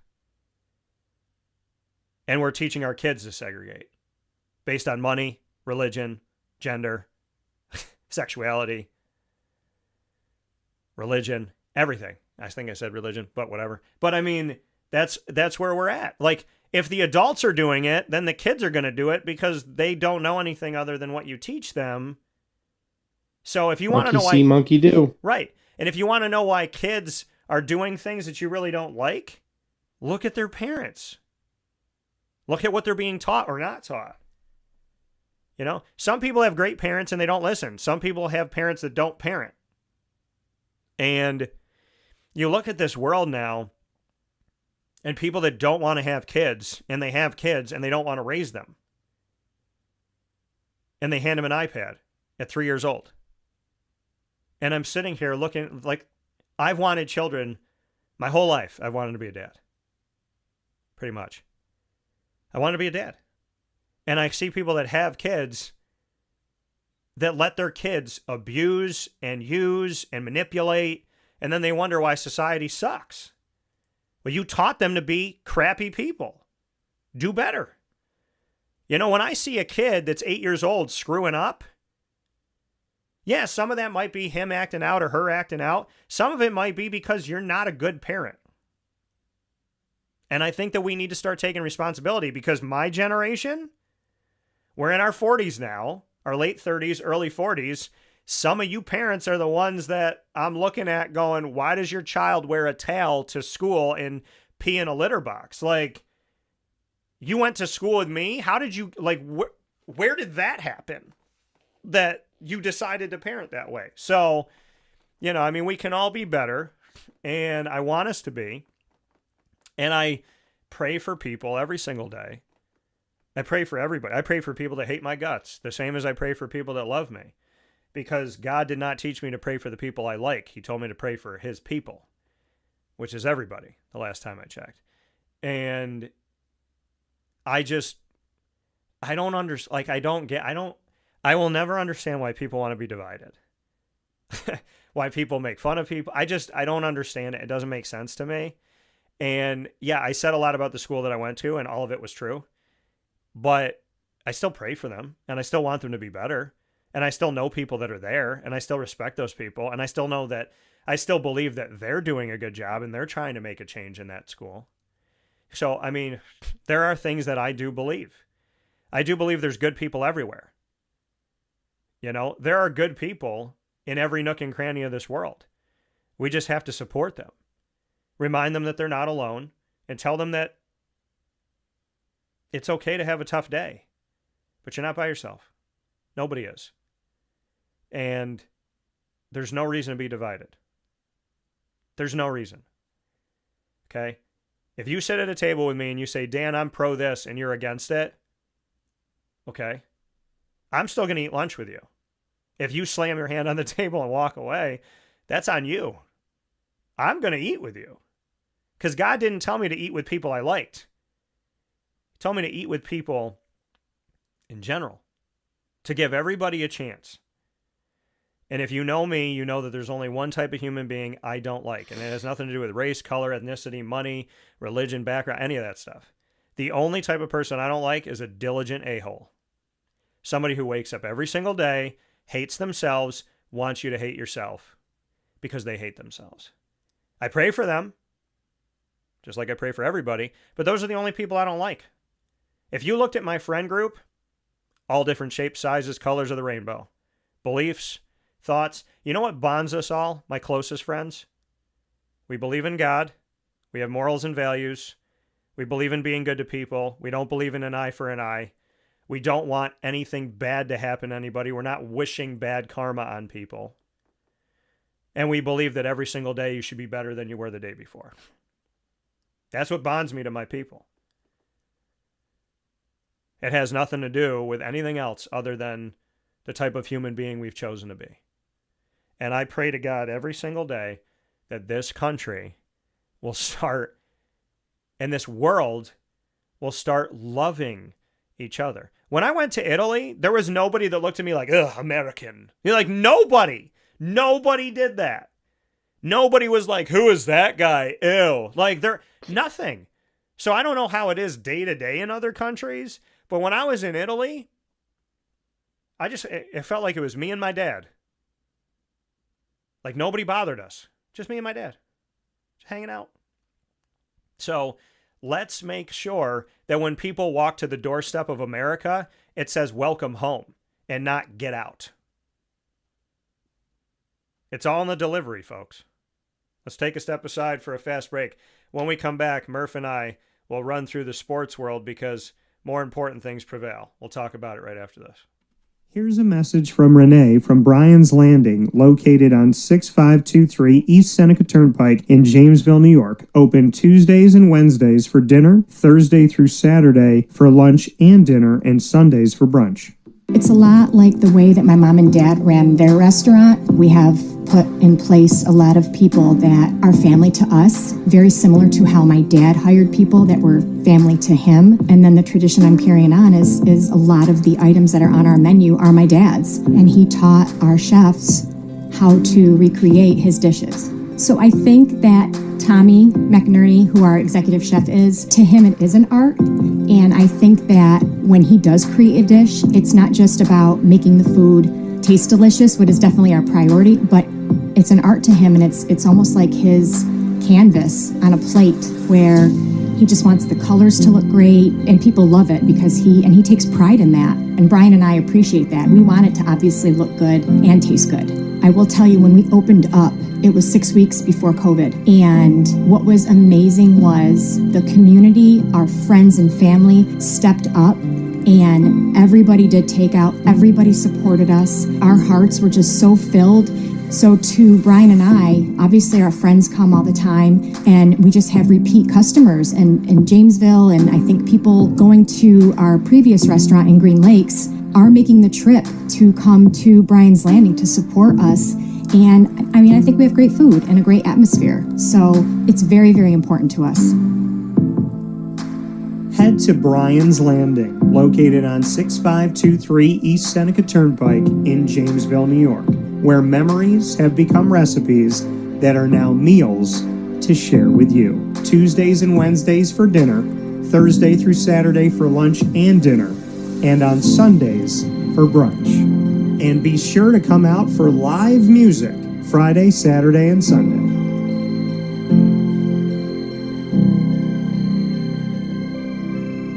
Life gets busy, and sometimes that means us running around. So Canine Camp Dog Daycare offers you an opportunity to give your dog a place to stay while you take care of what you need to throughout the day. Canine Camp Dog Daycare is located on 228 Old Bridge Street in East Syracuse, New York. You can see it from the highway, and it's just off of Erie Boulevard across from BJ's Wholesale Club. Call 315-437-7110. That's 315-437-7110 to schedule an appointment to bring your dog in and tour the facility. Appointments are Monday through Thursday after 6:30, where you and your dog can see everything that Canine Camp Dog Daycare has to offer, including a self-serve dog wash and a retail store filled with all of your dog's wants and needs, including food, treats, harnesses, leashes, and more, making Canine Camp Dog Daycare your one-stop shop for your furry-loving friend. Right, Lily?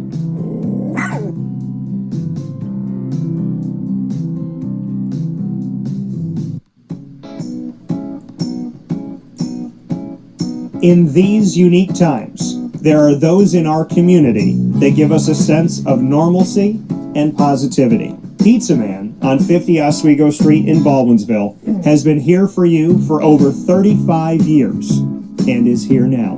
Call 315-638-1234 or order online at pizzamanbville.com to bring those familiar tastes into your home. And remember to come see our monthly on-site broadcasts centered around the community and our Baldwinsville Bees.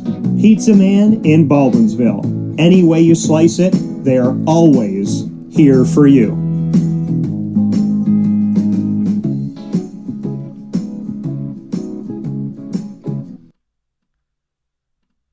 Hi, this is Gina Husted. I'm part owner of Skippy's Ice Cream. The other half is my better half, Don Husted Jr.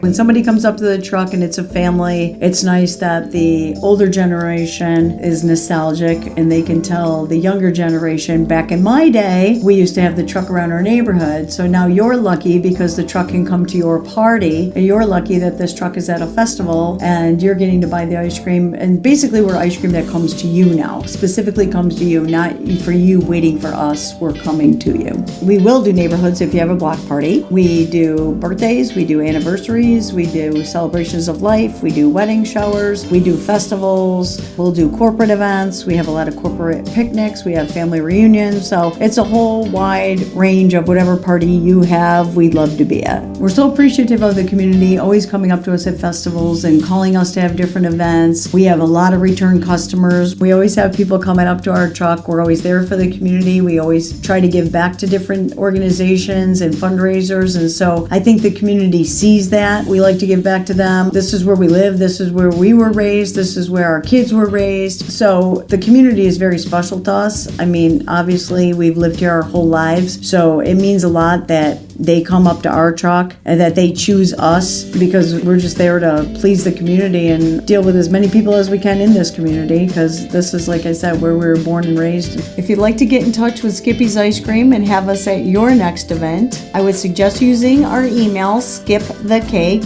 skipthecake,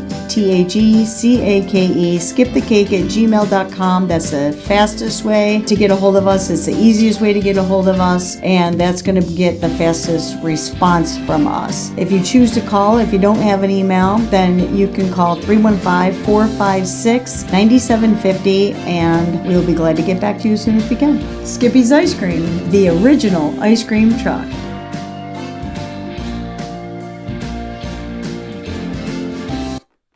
And now a message from Myers Creek Brewing Company, with locations at their Cazenovia Farm Brewery, Syracuse Inner Harbor Tap Room, and soon-to-be Lake Placid Tap Room.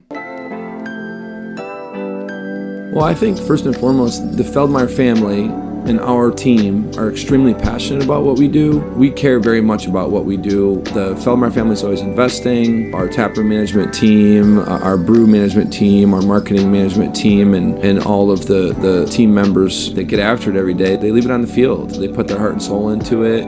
I know for a fact that everyone that works at Myers Creek wants to be there, and we want them to be there. You know, we want them to feel good about their job. And again, if you've never been to a Myers Creek, especially to the brewery, I mean, I want your eyes to open really big. I want you to see how big of a brand this is. I want you to see where we're going. The sky is the limit, and I feel very proud of that, and I'm very excited about that.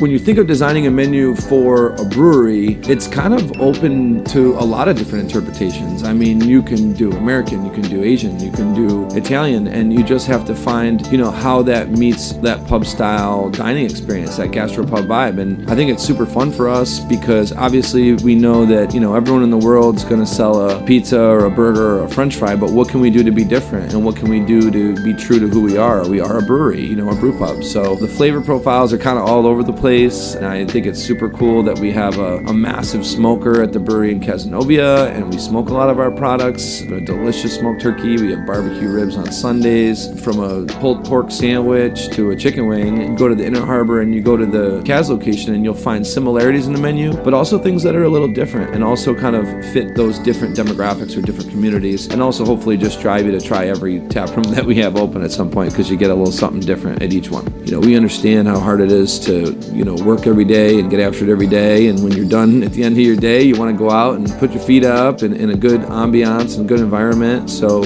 we take pride in that. We make sure that everyone knows that they're very much valued to us.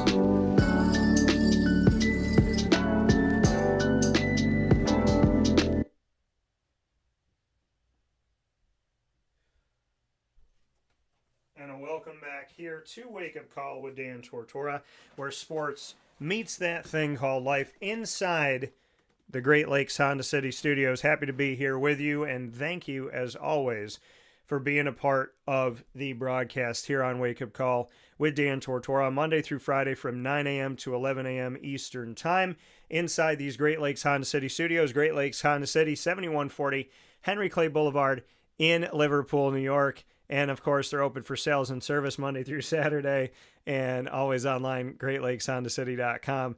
I was thinking it'd be cool one day if Murph takes a sip of water and then I spit it out. That'd be fun. So, you know, little fun there that we have. So happy to be here with you, talking about a lot of different things and the important things in life. And, of course, to let people know, and let me be very, very clear about this, even though, you know, we talk about stuff sometimes that, you know, is difficult or tough. in my situation, like I just spoke about the high school I went to and some things I didn't like about it, still appreciate my teachers, still appreciate some of the administration that was very an integral part in teaching me a lot of great things in life and helping us to move forward. So I think in every storm there is beauty, and I can honestly say that probably the person within that storm growing up that was the best, kind of the person with the walking stick that guided me through is Teresa Quilty, my guidance counselor. So I just want to shout out Teresa because she's a fantastic human being, and I never forgot what you said to me, Teresa. And I took that into Marywood, and I took that into my whole life. So I love you dearly, and I send my best to everyone that treated me good, and I send my best to everybody that didn't. And I pray for you all the same. God bless you all. Let's be together, and let's put God first. With that being said, let's jump into the PGA Championship 2026. Aaron Rai. About an hour later than we were than our regular. Later. I did mention Aaron Rai in the beginning. You did, and then we got and then we talked about life. So, but that's the beauty of the show, man. Like we can have those conversations and not feel bad about it at all. No, because they need to be had.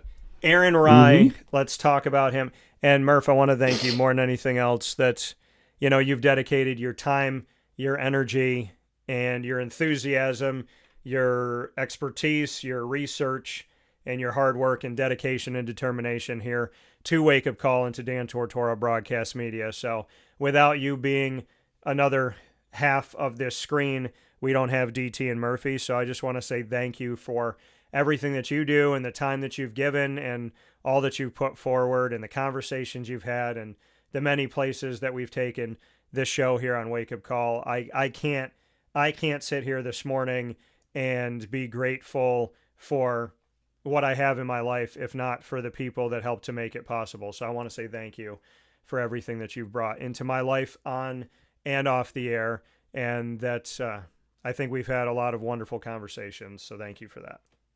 Of course, my friend. It's always a great way to start my week. And, it's and especially this week, it's my way of being able to like unwind and, take the pressure off now that the crazy busy trailer, tour van week is over, and something really fun to look forward to on Monday morning. And obviously we don't have next week because it's Memorial Day, but going forward, it's always fun. It'll just be a much smaller space that I'll be broadcasting from. That's all right. Listen, I've broadcasted from places that were like closets, so definitely.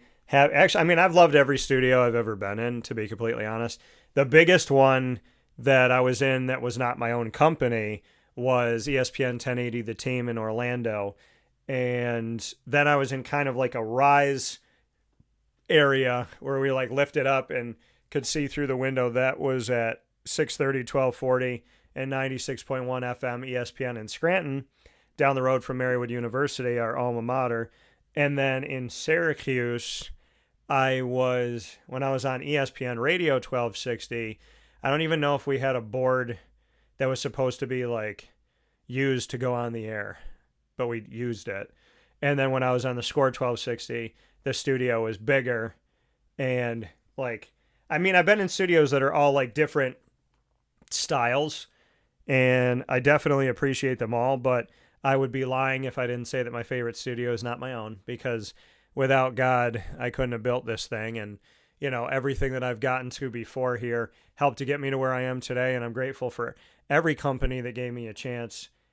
And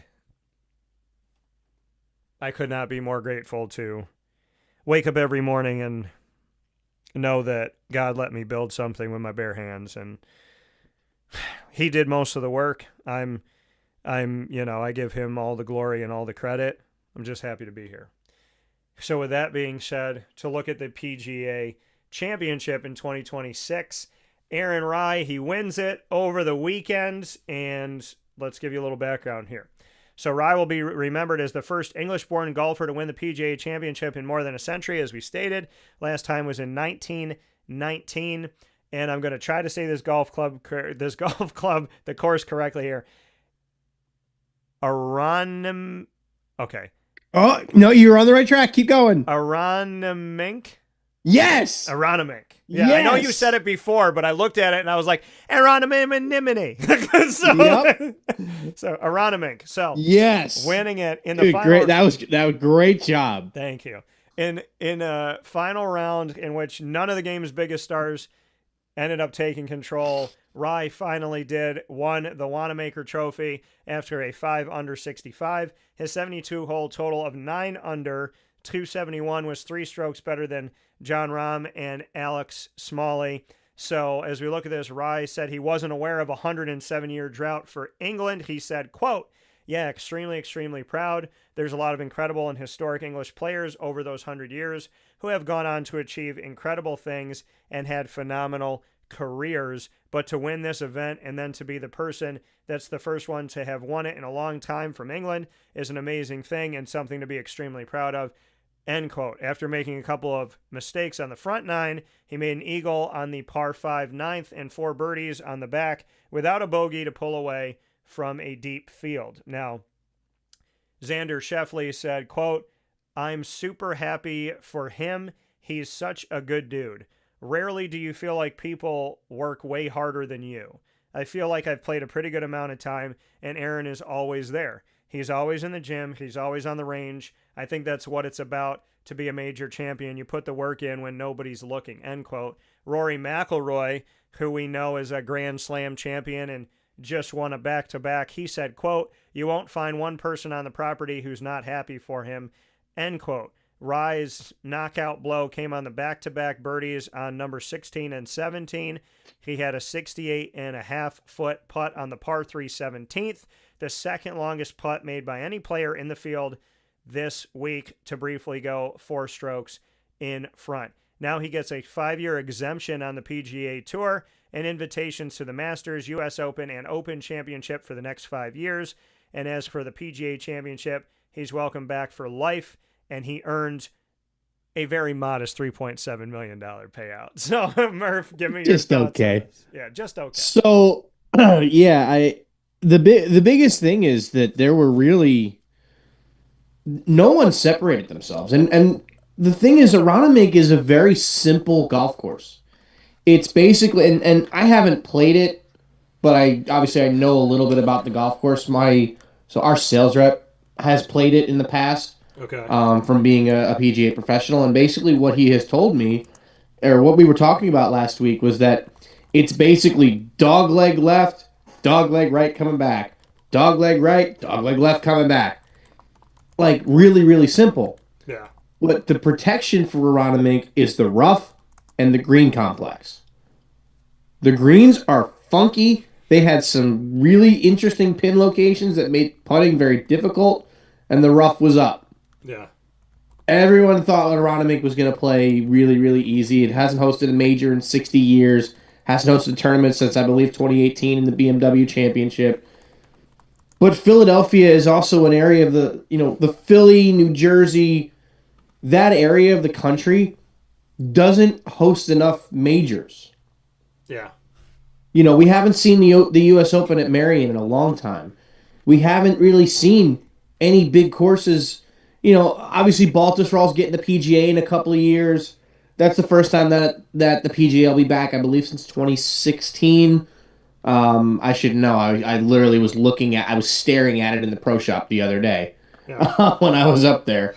But it's one of those where no one really stood out, no one really took control, and the final group was 2 dudes I've never even heard of.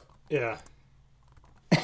And I'm watching the leaderboard over the course of the week, and I really didn't have time to actually watch it, being that we were, doing the events, and we were crazy busy especially on the weekend. But Aaron Rye was kind of just there, and just never really went away. And you had guys put up great rounds. I mean, who shot the 63? Was it you texted it to me? Who shot it? Yeah, it was. I did. Kirk Kitayama. Yeah. So Kirk Kitayama fires 63 to get back in contention. Yeah.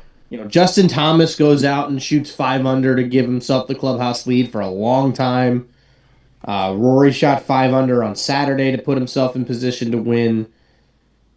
Scotty was kind of there and then he wasn't there, and this was a golf course, and typically when you see major championships at golf courses that don't get played on tour very much, that's when you see maybe not the randoms.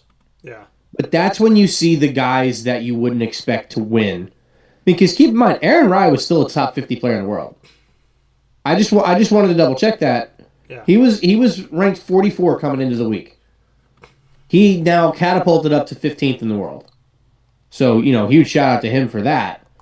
But to fight off guys like Justin Thomas, who has won multiple PGAs, like John Rahm, who has won multiple majors. Yeah. And a guy in Ludwig Oberg is a guy that's he's gonna win a major someday. Cameron Smith, recreated shades of 2022. Xander Schauffele was in contention. Rory, Rosie was there. Chris Gotterup was there. Yeah. These are all guys that you expect to win tournaments. And, it was a stacked field, and, you kind of had, I guess, we can say it, a kind of a random, champion. Obviously, most people know Aaron Rai as, Tommy Two Gloves. One of the few I don't know that there's another player on tour that wears 2 gloves. It's kind of what's the word I'm looking for? It's like iron covers. Like it's one of those things where it's like kind of frowned upon. Yeah. Well, not frowned upon, but you know what I mean. But he went out and he really didn't do anything outside of the putt, outside of the almost 70-footer he made on 17 on Sunday. Yeah. He really didn't do anything that just was amazing. He kind of just played his game. Yeah. Didn't really make too many mistakes, and at the end of the day, when it comes to a big golf tournament, to any golf tournament, the guy that's going to win is going to be the guy that limits the mistakes. Because golf is not a game of perfect. Golf's a game of misses. And the guy that misses the best is going to be the guy that wins. Right. You might have a great shot. You might have a great putt. You might have a great outing. Yeah. But it's about the consistency over time and over days that ultimately gets you 72 there. holes. Yeah. Yeah, it's 72 holes. Anything can happen. Right? I mean, I'll use Rory's his collapse at the Masters as an example. Right? Rory was in position, and this is before he even ever won a major. He was in position. He had the 54-hole lead at the Masters, and I believe 2011, and he shoots 80. Yeah. He completely collapsed. Now, to be fair, I was kind of expecting one of the guys in that final group, Smalley and I think Schmid was the other guy's name, the German guy, and I figured one of them was going to go out and shoot like 78 or 80 or something like that and, completely fall off the face of the earth. But to their credit, they didn't. Smalley shot even par. Schmid, I think, shot 1 under. Yeah. Was it enough to win? No, but at the same time, they didn't falter.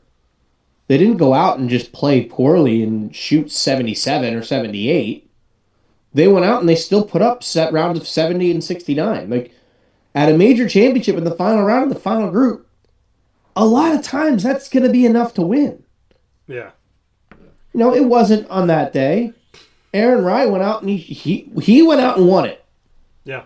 Kid shot 65 in the final round. Made, I believe he was 7 under, or I think they said he was like 7 or 8 under in his last 10 holes. So, massive credit to him. It's nuts. For going out and doing it, and obviously he's retaining his tour card. He's getting exemptions in the next 5 years worth of majors. He'll be back to PGA for as long as he chooses. And ultimately, it's he's the type of player that it's cool to see win. Yeah. Now, funny thing about Aaron Rye, there is still a tailor-made driver in his bag. The only problem is it's 7 years old. Yeah. He still plays a TaylorMade M6. All this time, he's played TaylorMade M6. Yeah. And he just won a major championship with it.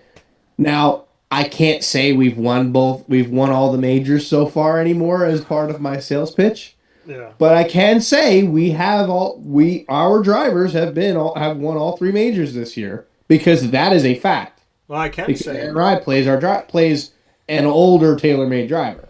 I can say that when I use a TaylorMade ball, I feel like I hit better.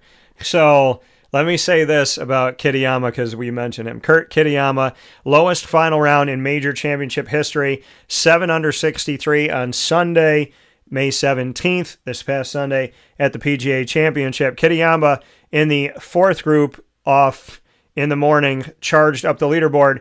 Lowest score of this championship at the par 70. And, of course, getting this through the final round, became the 9th player with a 63 in the final round and 2nd in PGA Championship history. So the record for majors is 62, which was done 5 times, most recently by Shane Lowry and Xander Schauffele in the 2024 PGA Championship at Valhalla. So Kitayama finished the day in a 4-way tie for the 10th, 6 shots back from Aaron Rye, but give the man his flowers here for Kitayama. And so the major lows, and I want to go back and look at this here historically. So Kurt Kitayama on Sunday carded just the 9th round of 63 in the final round of a major championship. So he did it here in 2026 at Aranamink. You had it. Got it. Aranamink. There you go. And then in 1995, Brad Faxon did it at Riviera, and those are both with PGA. And then in the U.S. Open in 2023, Tommy Fleetwood did it at the Los Angeles CC. In 2018, Tommy Fleetwood did it also at the Shinnecock Hills. In 1973 in the U.S. Open, Johnny Miller did it at Oakmont. And then in the Open in 2017, 62 at Oakmont? That was 63 in the final round. So then he shot a 63 at Oakmont? Yeah. And then in arguably the hardest golf course in the world? And then in 2017, one of the 9 to have 63 in the final round of, just looking at this final round of a major championship historically, Hyotong Lee did it at the Royal Birkdale. In 2016, Henrik Stenson did it at the Royal Troon. In 1993, my guy, may he rest in peace, the man that wore the beret well, Payne Stewart at the Royal St. George's.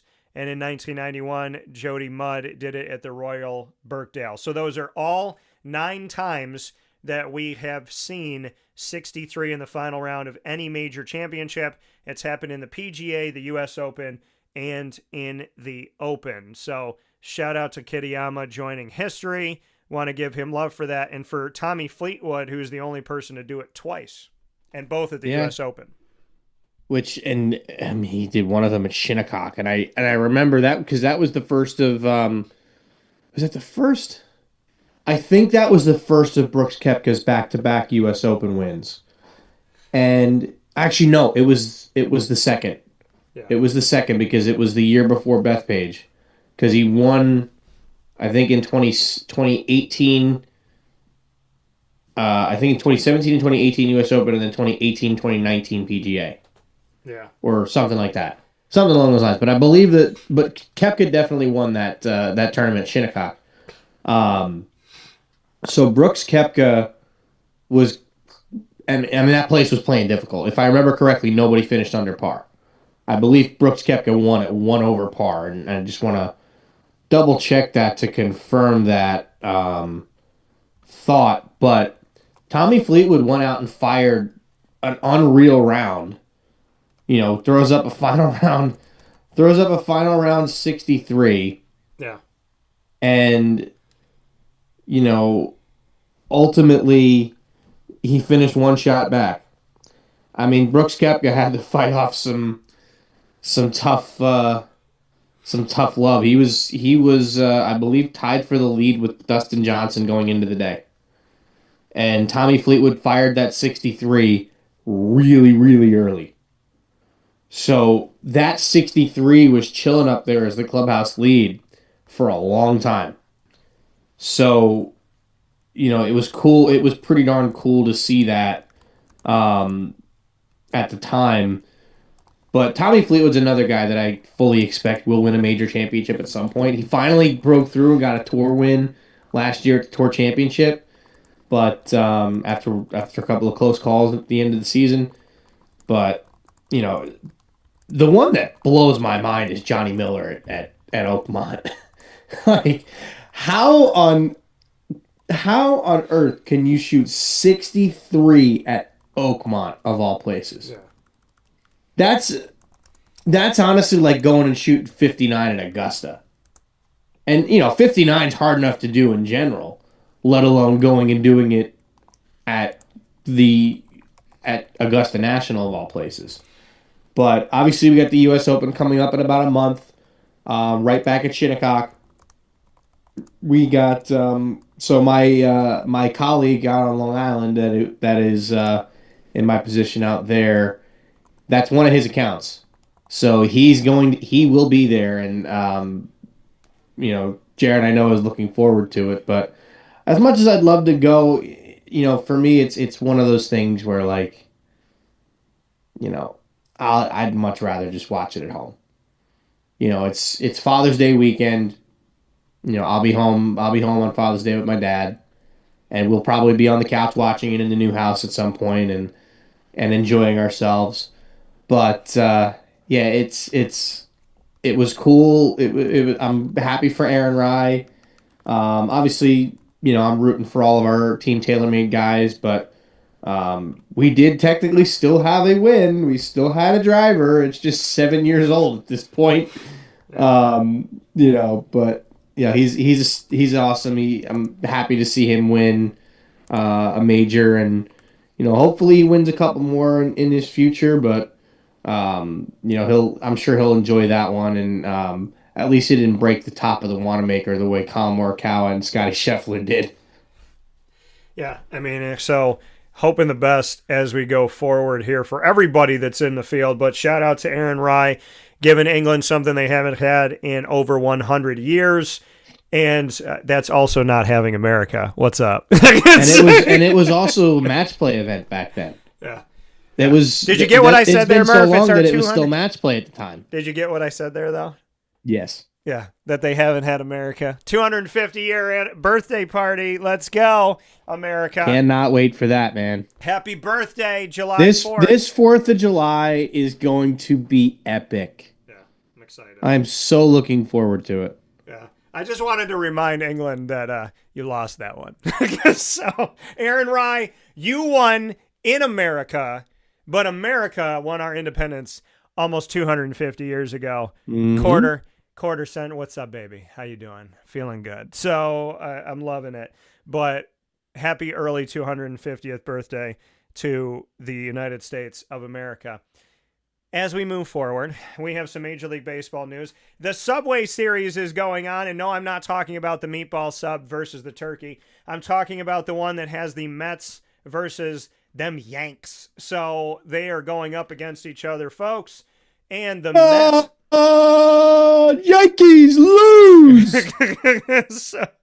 So most recently here, Murph was waiting for it. So the Mets... I've been saving it the whole day, man. I've had the Mets cap on all morning. So we might still suck, but we don't suck worse than the Yankees. Well, and here's the thing. So the Mets lost the first game of the 3-game Subway Series. They lost it 5-2. This was played at home in Queens for the Mets. So the Bronx had to come to Queens. And after losing the first game 5-2, the Mets defeated the Yankees in Queens 6-3. And last night 7-6 to win the Subway Series, the first part of the Subway Series for the 2026 season. So shout out to the Mets for being the victors of the Boroughs as they step forward. And as Murph said, no matter what happens overall record-wise, the Mets can tell the Yankees that Queens took down the Bronx. And if they both want to find a way to love each other, they can talk about how much they both hate Staten Island. So, Murph, give us your thoughts. I will plead the fifth on that, being born in Staten Island. All I can say is, of all the boroughs, they hate on Staten Island so much. You got Manhattan. It's so different than the rest of the city. Well, you got Manhattan, you got Brooklyn, you got the Bronx, you got Queens, and you got Staten Island. Have you been to Staten Island? I have not. I have not been to Staten Island. So just coming I from had to somebody think about it. I was like, wait a minute, I dated a couple girls down there, but no. And has been there many, many, many, many times. Comparatively to the rest of the city, Staten Island is much more like Long Island than it is like the rest of New York City. Yeah. So obviously, you go in Manhattan, you got bodegas on every corner, you got, subways and everything. There's no subways in Staten Island, just the buses. Yeah. You're not going to see nearly as much graffiti in Staten Island as you would in the rest of the city. Yeah. Staten Island feels a little bit more like I said, like you're out on Long Island, like you're out in Nassau County. Yeah. So, to me, as somebody who's been there, who's lived there, it's very, very, very different. Yeah. So, but a lot of people that live in Staten Island are kind of, they're New Yorkers at heart, but at the same time, they know they're a little bit. They know they're different than the rest of the city. They know they're kind of their own little entity. Yeah, it's the one once you go over, like if you're coming from the city, like if you're coming from the rest of the city and you're coming over to Verrazano into Staten Island, yeah, it's a whole new world. And when I ask people to number the boroughs 1 through 5, favorite to least favorite, because they always say it's off. They always put Staten Island because they forget about Staten Island. Yeah, they're like, it's off by itself. It's its own thing. But I just want to say this morning, I want to give an equal opportunity shout out to Queens, Brooklyn, the Bronx, as well as Manhattan and Staten Island. God bless the 5 boroughs. Please be nice to each other. And I look forward to giving you a big giant hug when I come to visit you every single year for New York Comic Con. So make sure that you clean up some stuff we got to clean up in the city. Got to clean up some of the things that are going on. A lot of graffiti, a lot of weird stuff that I saw over the last couple of years. So let's make sure we clean some stuff up, make it look pretty, and as always, New York, be nice and be kind to each other. I don't want to pay for your taxes, and I don't want to deal with some of your voting, but I love you dearly, as we are all part of the greater family of New York. And by the way, Daredevil's from Hell's Kitchen and the Punisher runs around there, and my guy from Queens, Spider-Man. So, I love the boroughs. When you go to Comic-Con, are you so I'm assuming you're staying somewhere in Manhattan, right? I don't say where I stay. All right, so let me ask you this. Are you going through Penn Station when you're going around through Comic-Con? So I mean, where the Javits Center is really close to, obviously, Madison Square Garden. So the Penn Station, MSG area. It's, what is it, like 7-8 blocks? Yeah, and I always go. I did that walk. Yeah, I always go over to MSG. I always find my way over there. Don Pepe's in Penn Station. Okay. Oh, yeah. Okay. So I got to get over there. Please, don't tell me you've never had the pizza at Don Pepe's in Penn Station. No. Oh, my goodness. I haven't, Murph. I have not. Listen. I've heard it from somebody else mentioned Don Pepe's. I have been to Penn Station a grand total of one day that I can remember. I don't remember if I've done it any other time when I was a kid. Yeah. Every time I hear about New York pizza, everybody talks about Don Pepe's in Penn Station. I wanted a New York slice. So I went and got Don Pepe's in Penn Station. Yeah. Okay. Freaking amazing. Okay. And you know what it is? It's always fresh. Because they're selling so many slices. Yeah. That there's always a pie in the oven and coming out and they're cutting it up and they got more. Yeah, I mean, somebody so you don't have to worry about getting it reheated. It's done. Yeah, somebody else mentioned it to me recently, so I'll have to make it one of my stops. I do have a bagel shop, and I will not say where it is because I don't want it to get... I want it to be busy, and it is busy, but I go there every single morning, pretty much, that I am there for New York Comic Con. The 4 days of Comic Con, I go there every morning and I grab a bagel for the moment, and then I grab a bagel for later so that I can have it while I'm running around Comic Con for super powered Best bagels pop. in the world. So good. Like egg everything. Best bagels, best pizza. I do not care what you have to say, El Prez, Dave Portnoy. Connecticut, my sweet patootie. New York City has the best pizza in the world. I will say this, though. For those of you that want to know what bonds upstate New York to New York City, the Italian food and the pizza are fantastic.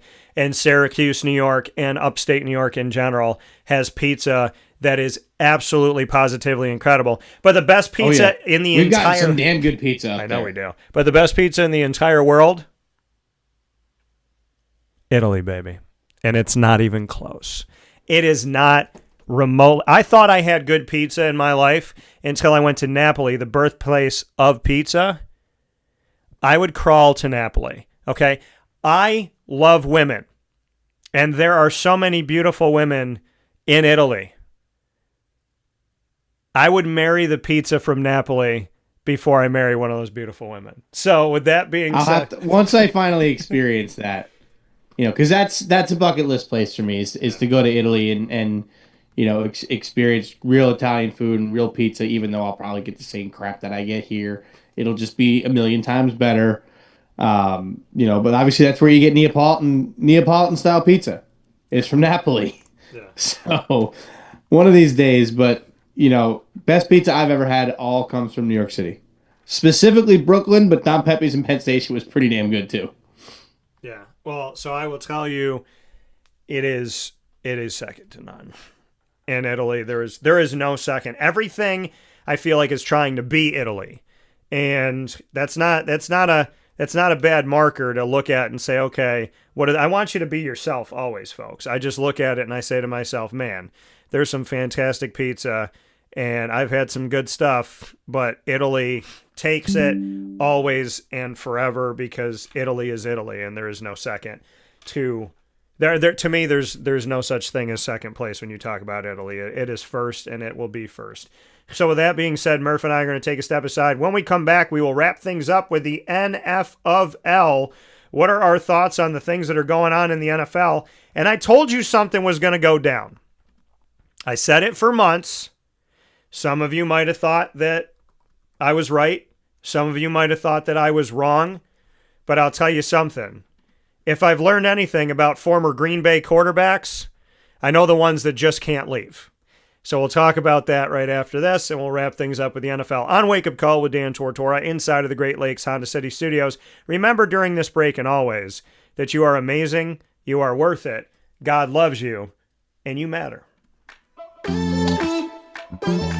Hi, this is Chris Rauda. And Colleen Rakowski from Gray's Craze of Clay. It's a fun, innovative, upscale catering solution. We've turned eating into a whole new experience. Each of our boards is packed with delicious mix of artisan cheeses. We use premium cured meats, fresh fruits, nuts, and all of the sweet touches that really bring out the best in every perfect bite. We offer something as small as a grab and go that feeds one, maybe two people, to our large board that can serve anywhere up to 25, 28 people. So we have the ability to really meet and hopefully exceed all of our customers' expectations when it comes to the different varieties of things that we have. Charcuterie boards or boxes are healthy, fresh, delicious. They're made to order. We're baking the breads here daily. We're baking the cookies here daily.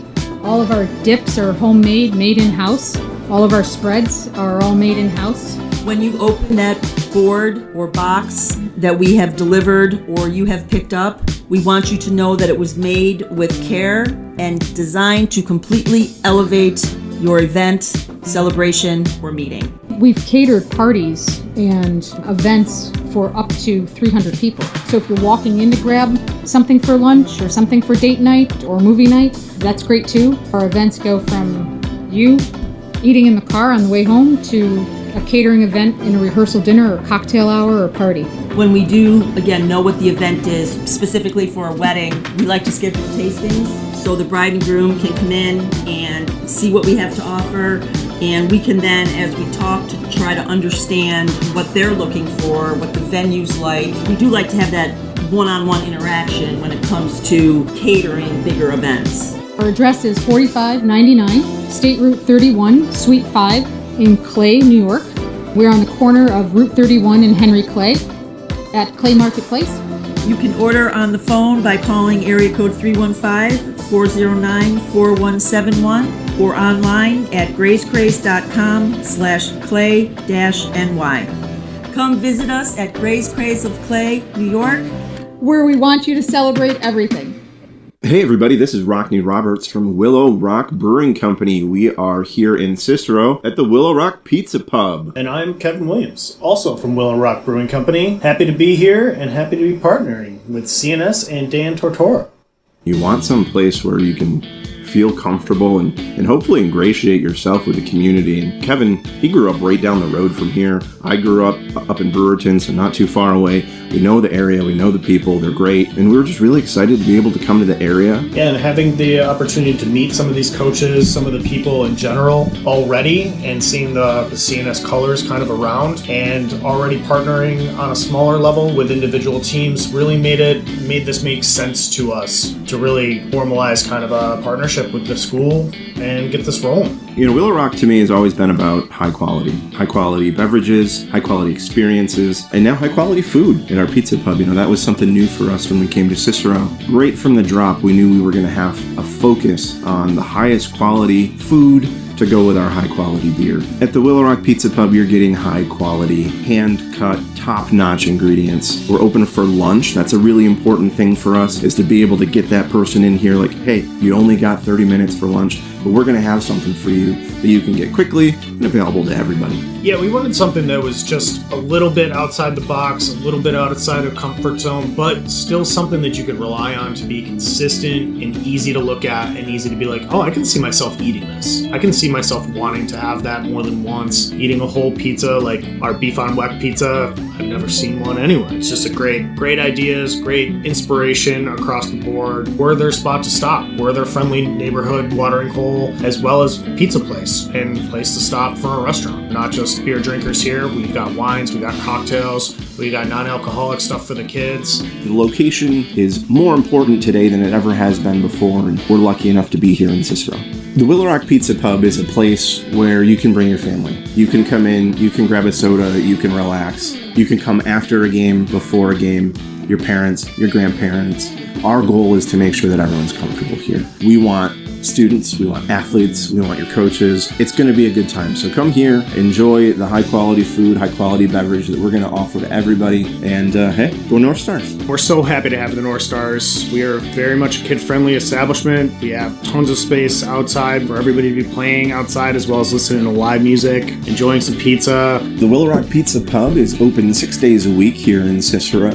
That is Tuesday through Sunday. And our website is willowrockbrew.com, and our socials are at Willow Rock Brew. So find us on the net, find us in person. We'll see you soon.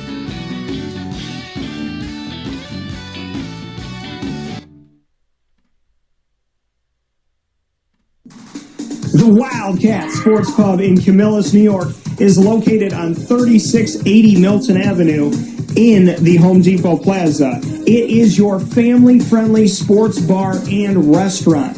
Folks, some sports bars aren't family-friendly. Some family-friendly restaurants are not sports bars. The Wildcat Sports Pub in Camillus, New York is proud to be both.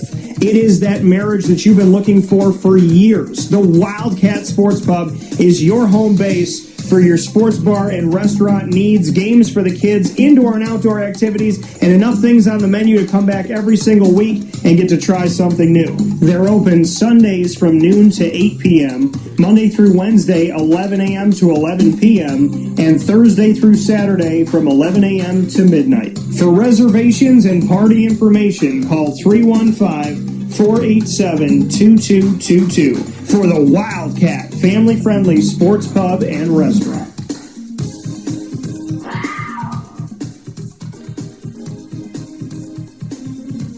GG Cards and Breaks. Like, comment, subscribe. GG Cards and Breaks, coming to you on 639 Delmar Place in Syracuse, New York, is your one-stop sports card and trading card shop. You will find hockey, soccer, basketball, baseball, football, Disney Lorcana, Magic the Gathering, Yu-Gi-Oh!, Pokemon, One Piece, and more, including everything you need to protect your cards, showcase, and travel with your cards. There is nothing like the amazing GG Cards and Breaks. They're open Tuesday through Saturday from 10 to 6, Sundays from 10 to 5, and like I shared about Josh today, they're always willing to make a memory, and it's all about keeping that kid spirit alive no matter what your age is. Head out to GG Cards and Breaks this week, and we look forward to seeing you there. Big time shout out to Chick-fil-A in DeWitt on the corner of Bridge Street and Erie Boulevard. They got nostalgia going on. And what is nostalgia? It's the nostalgia of what you love with some new twists to it. The strawberry hibiscus beverages are a part of that, as well as the Jalapeno Ranch Club chicken sandwich. You can get the Jalapeno Ranch Club on top of the original, spicy, or grilled chicken sandwiches that you already love. Nostalgia with the new. Go and get those today. Double drive-through, massive parking lot, big old space inside. You can also go there for catering and fundraising. Chick-fil-A on the corner of Bridge Street and Erie Boulevard, the giant brick building that you cannot miss, is waiting to see you today. Looking for your next ride? Look no further than Great Lakes Honda City, located on 7140 Henry Clay Boulevard in Liverpool, New York. Serving our community for decades, their new and pre-owned vast array of vehicles are available to you Monday through Saturday on site. To search from home, shop at GreatLakesHondaCity.com. Call 315-365-5576 to set up an appointment. That's 315-365-5576 for Great Lakes Honda City, 7140 Henry Clay Boulevard in Liverpool, New York. Great cars, great people, Great Lakes.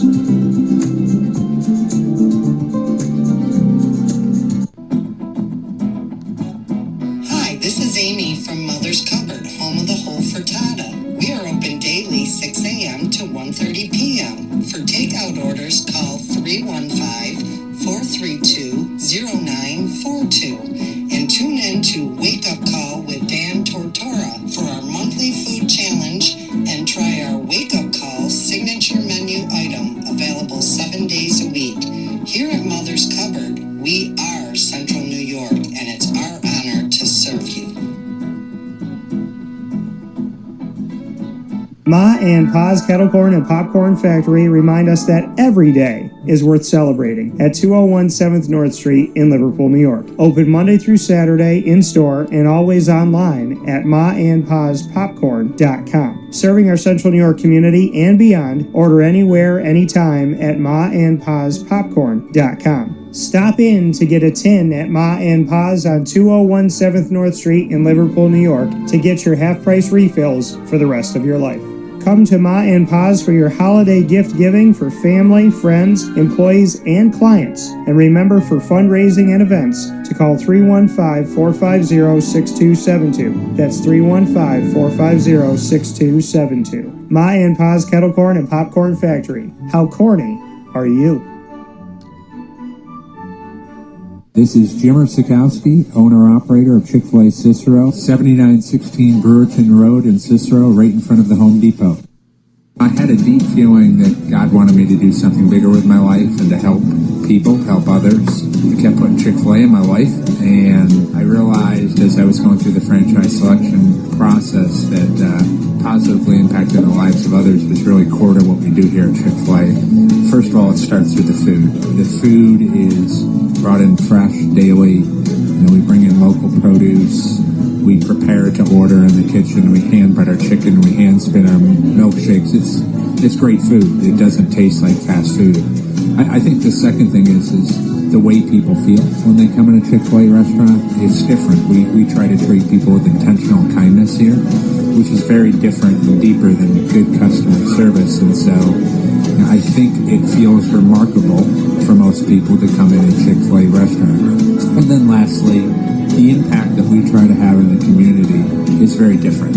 It's a big part of the expectation of every operator of a Chick-fil-A restaurant is that they're act actively engaged in their community, they're a leader in the community, and they're making a difference. When they realize that what we're striving to do is to shine a little light in their life, that's a very, very different experience than you will have at any other quick service restaurant. And it's that remarkable experience that I think people will emotionally connect with.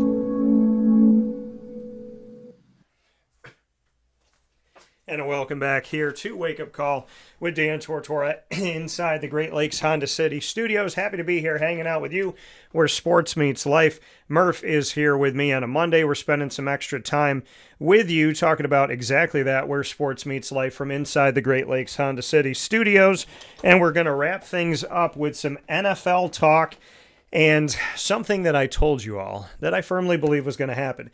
Not because I talked to the man himself, just because I pay attention. I said, there's no way that Aaron Rodgers is not going to be the quarterback of the Pittsburgh Steelers this year. And so he has now signed a one-year deal to stay the quarterback of the Pittsburgh Steelers. Look at my surprise face. Take it in. So he is going to be back here signing a one-year deal. Let's give you some background information on something that didn't surprise me at all. So the decision-making process, signing his one-year deal with the Pittsburgh Steelers, it's worth up to $25 million potentially here, is expected to include a base salary between $22 and $23 million with up to a few million more in incentives. He is 42 years old. He recently returned to the Pittsburgh area ahead of Monday's OTAs and was seen getting ice cream with several teammates at a local. Only an Aaron Rodgers story would be like, he's coming back. Why? Because I saw him eating ice cream in Pittsburgh. Like, it's just ridiculousness. But anyways, so hopefully it was good ice cream. It should have been from Skippy's. Anywho, so the signing comes weeks after the Steelers placed an unrestricted free agency tender on Aaron Rodgers in a procedural move that would either give them a compensatory pick if he signed elsewhere before training camp or restrict his ability to sign with another team once camp began. So, though the Steelers remain confident and in communication with Aaron Rodgers, the quarterback made the decision on his timeline. This is what he always does. And so he learned from the best. He learned from Brett Favre, who wouldn't let him play for like 3 or 4 years. So Aaron Rodgers is doing his best Brett Favre impression over many years, folks. Pay attention. They almost ended up in all of the same franchises, too. If Aaron had gone to Minnesota instead of Pittsburgh, they would have been at the 3 same franchises between the 2 quarterbacks. So here we go with Aaron Rodgers as he will find his way into the 2026-27 season. And he said, now I want to take a look at this. If this is going to be his last year, he said, quote, yeah, I'm pretty sure this is it. That's why we just did a one-year deal. Steelers didn't need to put any extra years on that or anything. So this was really about finishing with a lot of love and fun and peace for the career that I've had. I played 20 fricking years. These are his words. And so it's been a long run. I've enjoyed it, and no better place to finish than in one of the cornerstone franchises of the NFL with Mike Tomlin and a great group of leadership and great guys in the city that expect you to win. End quote. But now he's finishing it with the guy that he knew all too well from Green Bay, who was his coach when he was the quarterback there, and that's Mike McCarthy, because there is no more Mike Tomlin. So I ask you this question, Murph. 1, are you surprised Aaron Rodgers is staying for another year in the NFL? And 2, what are your thoughts on him having his head coach be Mike, but a Mike that he knew versus the Mike that Pittsburgh knew for so many years? I had the thought that when Mike Tomlin left, that was probably going to be it for Aaron Rodgers. I didn't think he wanted to come in and learn a new system. I didn't think he wanted to come in and learn, a new coach and all that. But, knowing that it's Mike McCarthy and a coach that he's worked with before and a coach that he's won a championship with before, he doesn't have to worry about learning a new offense quite as much. It's an old offense that he's going to have to kind of relearn, but it's one of those things where I think he recognized the familiarity there with Mike McCarthy and kind of thought, you know what? if I'm going to come back, at least this way I know that I already know the coach, I already know the system. Yeah. I'm just going to do a little refresher on it and everything. But I think this is great for Will Howard and Drew Aller to have Aaron Rodgers back in the building because from what Will Howard has talked about, Aaron Rodgers kind of took him under his wing last year, which was great. So I think for him, going back to a situation that he already likes and with a team that he already likes, and now having a coach that he's already familiar with, I think that made the decision a little bit easier for him. Yeah. And I will tell you that I'm not surprised. I thought he was going to come back. So happy to see him doing it. God bless to him. And I hope it works out for the Steelers. I hope it works out for Will Howard, who I covered in college and who won the first ever 12-team playoff in the college football playoff with Ohio State as their quarterback. And, hopefully it's good for the Steelers now and in the future. Let's take a look at a couple other things happening in the NFL before we hop out of this edition of Wake Up Call with Dan Tortora inside the Great Lakes Honda City Studios with Murph and myself. The NFL, they want to keep going. They want to be like college football and just play every day. So they're going to play on a Wednesday in the middle of the week. Let's discuss. So Wednesday night is going to be opening night, not Friday night. Wednesday night for the NFL. Now, so weird. I know. Increased ratings and the league's focus on holiday seasons might well lead to more games on non-traditional days in the future, which was said by NFL officials this past week. In addition to the September 9th opener that features the rematch between the Patriots and the Seattle Seahawks from this past year's championship won by the Seahawks, there will be a Wednesday night Thanksgiving Eve matchup. So we typically have Thanksgiving Day.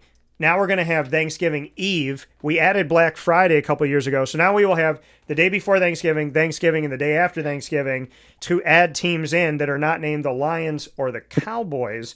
Thanksgiving Eve is going to be the Packers and the Rams on November 25th. So we'll continue to see this happen. The NFL enjoyed a 10% jump in ratings last season with the 18.7 million viewers per game, representing the second highest average since the data began being tracked in 1988. So the NFL now looks to expand into more days, Murph. Your thoughts on playing on a Wednesday, opening the season on a Wednesday, playing on Black Friday, and now playing the day before Thanksgiving, and having the Thanksgiving Detroit Lion and Dallas games, and then adding a third game. So they added a third game besides Dallas and Detroit. Then they added Black Friday that the Jets have played on. And now they're adding Thanksgiving Eve, and now they're adding Wednesday. Your thoughts on the ever expansion of the NFL? Yeah, I think I don't like it. I mean, you're going to have way too many teams that are going to be playing on weird, rest schedules and weird weeks and whatnot. So I don't like it one bit. You shouldn't be having Wednesday night games. You shouldn't be having Friday night games. Like, realistically, you got Thursday night, Sunday, and Monday. We don't necessarily need to have any more because Saturday is college football. Friday night is high school football in a lot of places, especially in the great state of Texas. And then Sunday is NFL. Yeah. So, I don't like the non-traditional days. It's Thursday, Sunday, Monday. You want to play some Saturday games in January when there's no college football going on? Be my guest. But you can't have teams playing on a Wednesday and well, the problem is they're going to have to play on the Thursday prior. Obviously this is week 1, but if you do it at other times in the season, they got to play the Thursday prior. Then they got to play the Wednesday. Yeah. And now they got a week and a half between games. They essentially get another half a bye week. So what are we doing? But I don't like it one bit. I think it's stupid. I think we should just stick to the days that we have and, you add a second game. Make it a doubleheader on Thursday night if you want. But to me, there's absolutely no reason to be playing games on a Wednesday night. You want to leave the Black Friday day game? Fine. Thanksgiving Eve, don't love it, but all right, whatever. Black Friday game's fine. Saturday games at the end of the year when college football's done, fine. but I don't want to hear about Wednesday. I just don't. It's stupid. Yeah, it's great. It is interesting that it's happening, but with all these new days, there's also these other things that have been happening.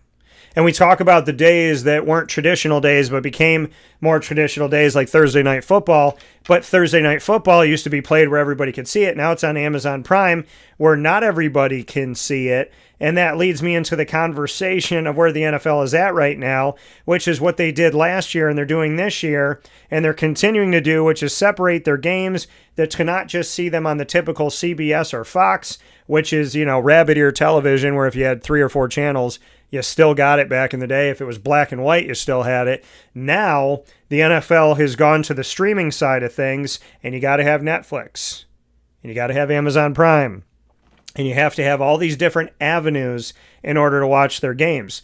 So let's discuss the streaming side of things. The NFL is defending its expanded lineup of games on streaming platforms and criticism from President Donald Trump and scrutiny from the Justice Department. So this is a little weird to hear all this stuff, but let's get into it here.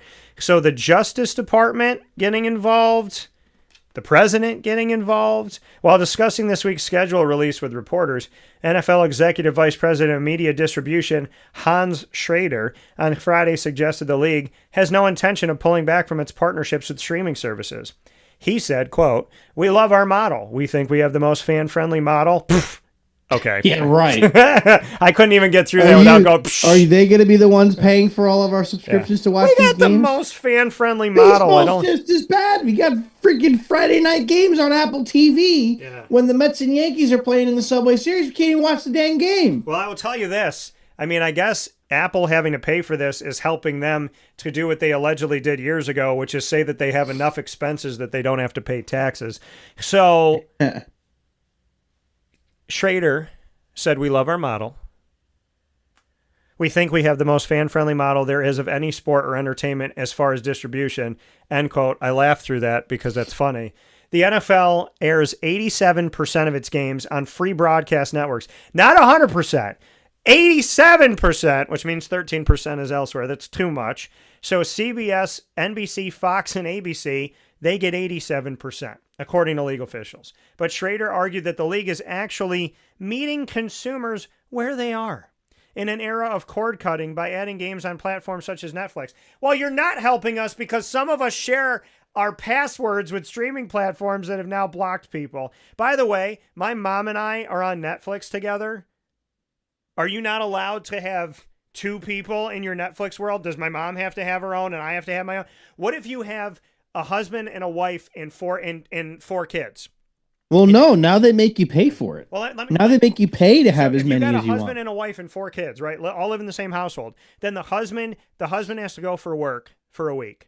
So he's got to buy a new subscription when he's gone for the week because his wife is watching it at home. And then you got 4 kids and 2 of them are in college and one of them's in Tennessee and one of them's in Texas. And the husband's traveling in Florida and they live in New York. So you got to buy 4 different Netflix things, but you can't use it as one household of the dependents. Listen, if I can put them on my insurance as dependents, then I should be able to put them on my Netflix. And my mom and I having the same Netflix and Netflix going, whoa. One of you is in this part of New York, and one of them's in this part of New York, and it's too much. Netflix, I understand you not wanting me to share my password with 7 of my friends from college days. But my mom and I, leave us alone. Anyways, I digress. Let me get back. So, we think broadcast networks have been an incredible home, Shedeur said. And now we also know fans are increasingly spending their time on other platforms as well. That's because you're making us. Anyways, they tune into broadcast for the NFL, and that's where we want to be. But we also want to be on these platforms with a limited amount of our games where we know our NFL fans are already as well. We're not already. I continue.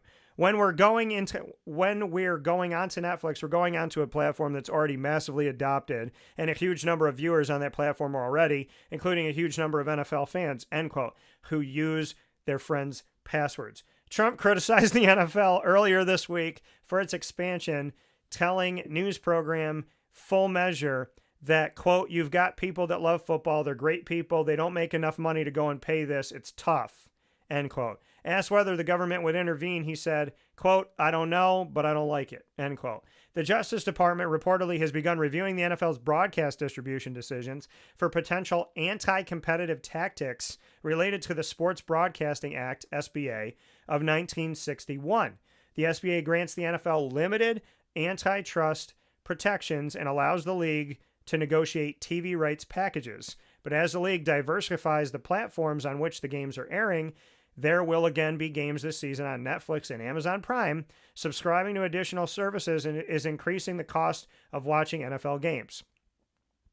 The NFL has also received criticism from the National Association of Broadcasters, what up, which urged the Justice Department to look into the league's broadcast deals. Relatedly, Fox Chairman Emeritus Rupert Murdoch has raised the issue of streaming with the president, according to the Wall Street Journal. But the NFL continues to push back.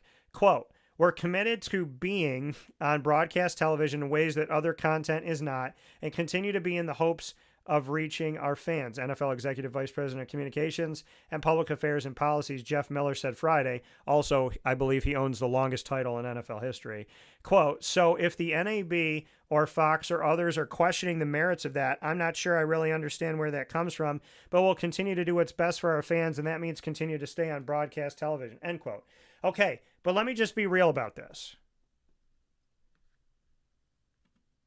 You have to get a Netflix subscription.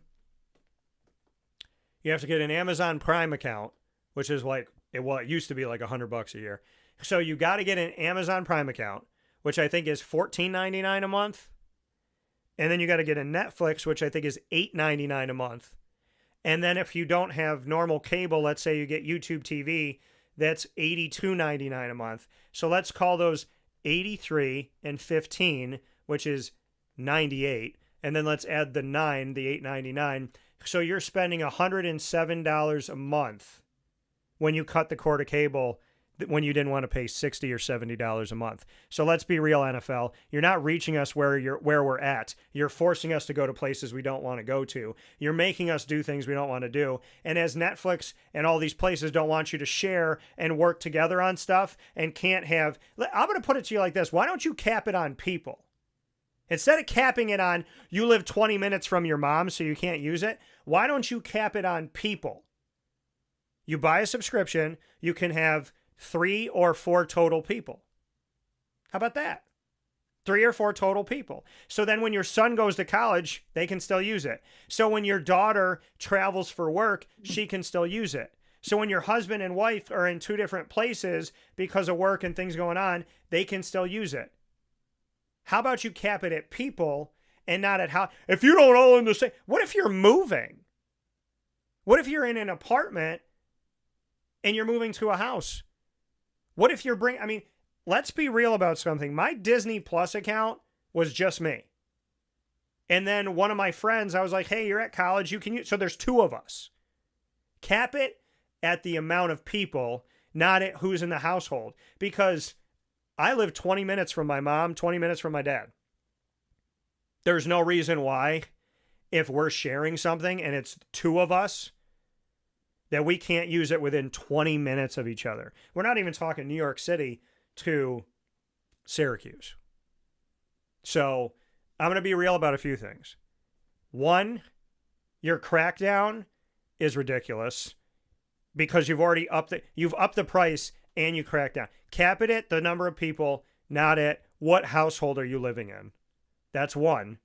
Because if there's 2 people on the account and you're paying $9, $14, $12, $13, that should be more than enough to cover the 2 people there. So that's number 1, okay? Especially with people that have children.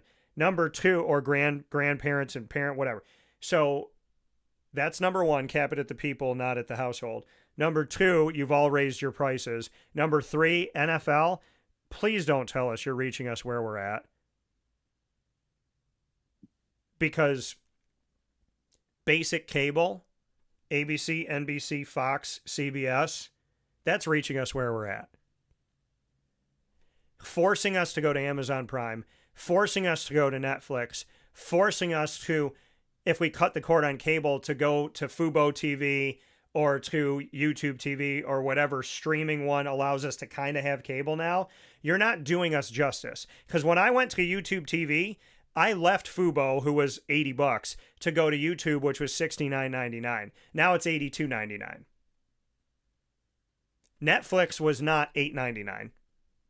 Disney Plus was not whatever it is now, $12, $13.90. Disney Plus, we're going to grow it like middle of the contract. We're going to raise it $1. Then at the end of the contract, we're going to raise it another $1. I got the first 3 years of Disney Plus for $140. After those first 3 years, Disney Plus said to me that it was going to be $140 for 1 year. So I got 3 for $140, and then they're like, now it's going to be $140 for 1, and now you're going to have to pay more if you don't want commercials. So not only are we taking a 3-year price and making it a 1-year price, but now you got to pay more than that 3-year price in the 1 year if you don't want to have commercials. So you've added in commercials, which streaming was not supposed to do to us. You've raised the prices. You've consistently bent us over when we like the TV shows and the movies and stuff you have. And then you know when a new season's coming out. You know when you're adding something new. So then you up the price again. So you're raising prices, you're adding commercials, you're disrespecting us, once we're starting to like something, you're trying to hold our head to the fire. And now on top of all that crap you've done to us, we got rid of cable because it was $60, $70, $80, $100. And now it's the same dang price, if not more expensive, to go to the streaming service. So on top of the fact that the streaming service platforms have completely disrespected and taken advantage of the consumer, now the NFL wants to tell us they're going to the places that we like. So the people that are trying to bang us over a barrel, you're now saying we're helping you because the people that are screwing you over we're working with, and it's all going to help you. No one's helping the consumer. You're helping yourself. Apple, you're helping yourself. Disney, you're helping yourself. Netflix, you're helping yourself. HBO Max, you're helping yourself. NFL, you're helping yourself. Stop lying to the consumer. No one's helping the consumer. All you're doing is separating everything. So you know what I do with Thursday Night Football? I give you a salute. If I want to watch it, I'll go to a bar. I'll go to the Wildcat and I'll give them the money, not Amazon Prime. I'll go to Pizza Man and give them the money, not Amazon Prime. Because I do not believe that the NFL is doing anything for the consumer except taking more money out of our pocket and telling us that we like it. I'm not stupid. I have a brain. And when you take money out of my wallet, number one, I'm slapping your hand. You're putting the money back in. And don't tell me what I like. I'll tell you what I like. At least for me, I don't have to worry about it because my team's terrible. I mean, anytime you got Geno Smith as your quarterback, he's terrible. But yeah, it's. I think it's price gouging. I think it's the NFL just trying to find different ways to continue to take money from us, and yeah, it's unacceptable. So to me, it's. I am sick of it. Enough is enough at this point for me. Yeah. No, I mean, don't get me started on streaming services and then on top of all of that going, well, we're doing it because it's better for you. Yeah, just like my eggs were better at $6 than 99 cents. Just like my oat milk is better at $3 or $4 than it was at 2 something. Just like my cereal is better at $4 or $5 than it was at $2.99 or $3. Just like my gas is better at $4.59 than it was at $1.99. Anyone who is stupid enough to listen to somebody tell you something, let me tell you like this. If there's less money in your wallet and somebody told you it's a good thing and you nodded, I want to figure out who hypnotized you, and I want to snap my fingers and get you to stop clucking like a chicken. That's what I want for you this morning, okay? Because none of this is better for any of us. When they're like, well, we have NBA games on Netflix. I guess I'm not watching them. Well, we have a game on Netflix this week. I guess I'm not watching it. Well, Dan, Amazon Prime's got Thursday Night Football. I guess I'm not watching it. I'll watch what I want to watch, when I want to watch it. And I'll tell you this right now. just premiered on Disney Plus, The Punisher: One Last Kill. You know what I'd like him to kill next? These prices. So, Murph, any final words? No, I think we kind of hit the nail on the head, but obviously, like we said at the start of the show, final show from our studio setup here. Obviously, you probably won't see the Kyle Pitts helmet much anymore, or my 3 Gators cards that surround it, because you'll probably see my bed in the background. But yeah, it's been, always a lot of fun in here. So over the years that we've done broadcasts from this room, it's been a lot of fun. So, always a blast, always a good time. Yeah.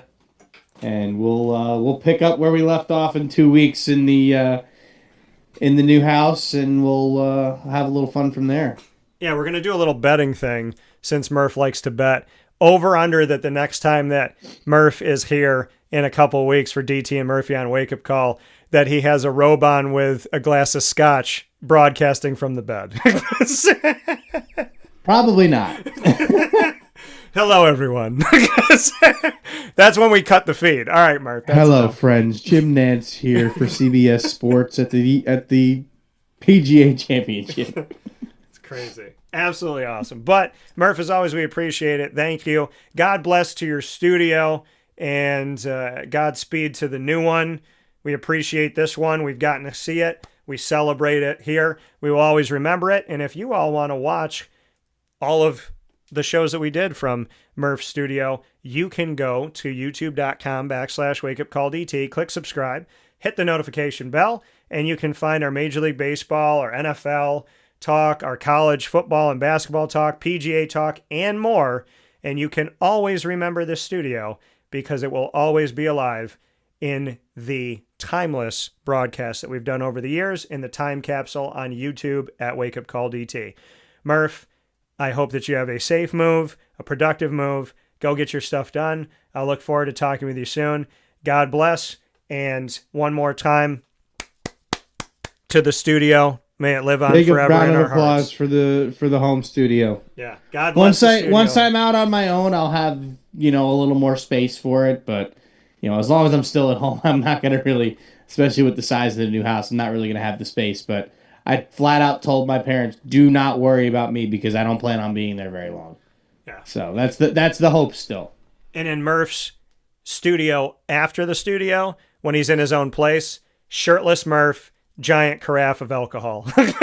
Yes. Ice cold beer.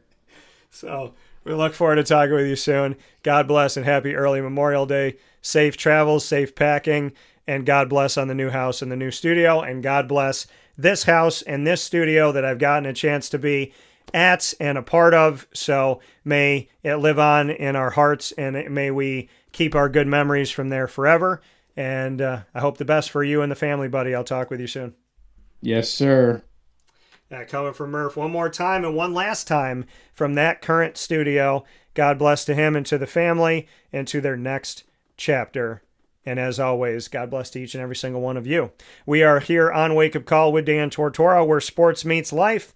And we've been with you for about 3 hours today. So we thank you for hanging out with us and always appreciate the time. It is an honor and a privilege that I am grateful for, to be able to be here with you and to celebrate our time together throughout these weeks and all of these years. So thank you for that. Up and down the East Coast, the Midwest, the West Coast, and all around the globe on youtube.com and on facebook.com, both /wakeupcalldt. Of course, over 2,000 shows on wakeupcalldt.podbean.com, and you can hang out with us now on mixlr.com /wakeupcalldt. Once again, as we're back where we used to be on mixlr.com, a fantastic place that we've been able to broadcast from, and good to call that a part of our home again in our little soft opening of that. You can also find us on Amazon Music, Audible, iHeartRadio, iTunes, and Apple Podcasts, Player FM, Podbean, Podchaser.com, Podvine, Spotify, TuneIn, and YouTube. All you got to do is search Wake Up Call with Dan Tortora,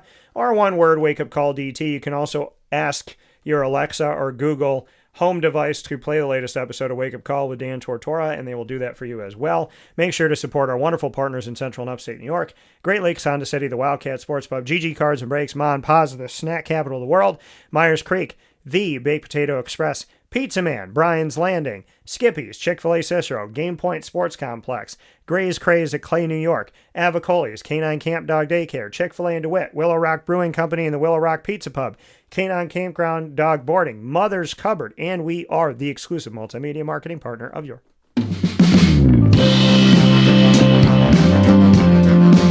Binghamton University Bearcats. Find the Bearcats every Tuesday during Bearcat time here on Wake Up Call with Dan Tortora at 10 a.m. Eastern Time with student athletes, coaches, as well as alumni and administration. You'll find it all on youtube.com/wakeupcalldt. Click subscribe, hit the notification bell, find our Binghamton playlist, and make sure to bookmark that and save it for yourself. The Bearcats are also on wakeupcalldt.com's homepage and underneath the exclusive partners tab. For more information, go to binghamtonbearcats.com and go Bearcats. With that being said, for Murph, one last time from his studio, as we remember it forever, and know that the man makes the studio, the woman makes the studio, not the other way around. So we know we'll keep bringing it with even better memories to come with Murph. Thank you to Murph. Thank you to you. God bless to you all. And this week, I'm going to be all over Central and Upstate New York. I will see you tonight, May 18th, on site on location at 7:30 p.m. Eastern Time at the Wildcat Sports Pub, 3680 Milton Avenue in Camillus, New York, in the Home Depot Plaza with the West Genesee Wildcats softball team. Their head coach, John Bubb, and student athletes will join me on stage tonight at 7:30 p.m. here on Monday, May 18th at the Wildcat Sports Pub, so we look forward to seeing you there. Facebook at Wake Up Call DT, X at Call DT, Instagram at Wake Up Call _DT. For now, from the Great Lakes Honda City Studios, and by the grace of God, I say, God bless, no stress, do your best. And it's Star Wars week with The Mandalorian and Grogu coming out this week, so I'll be wearing Star Wars-esque clothes throughout the week, so make sure you pay attention for that. Have a beautiful day, and we'll talk soon.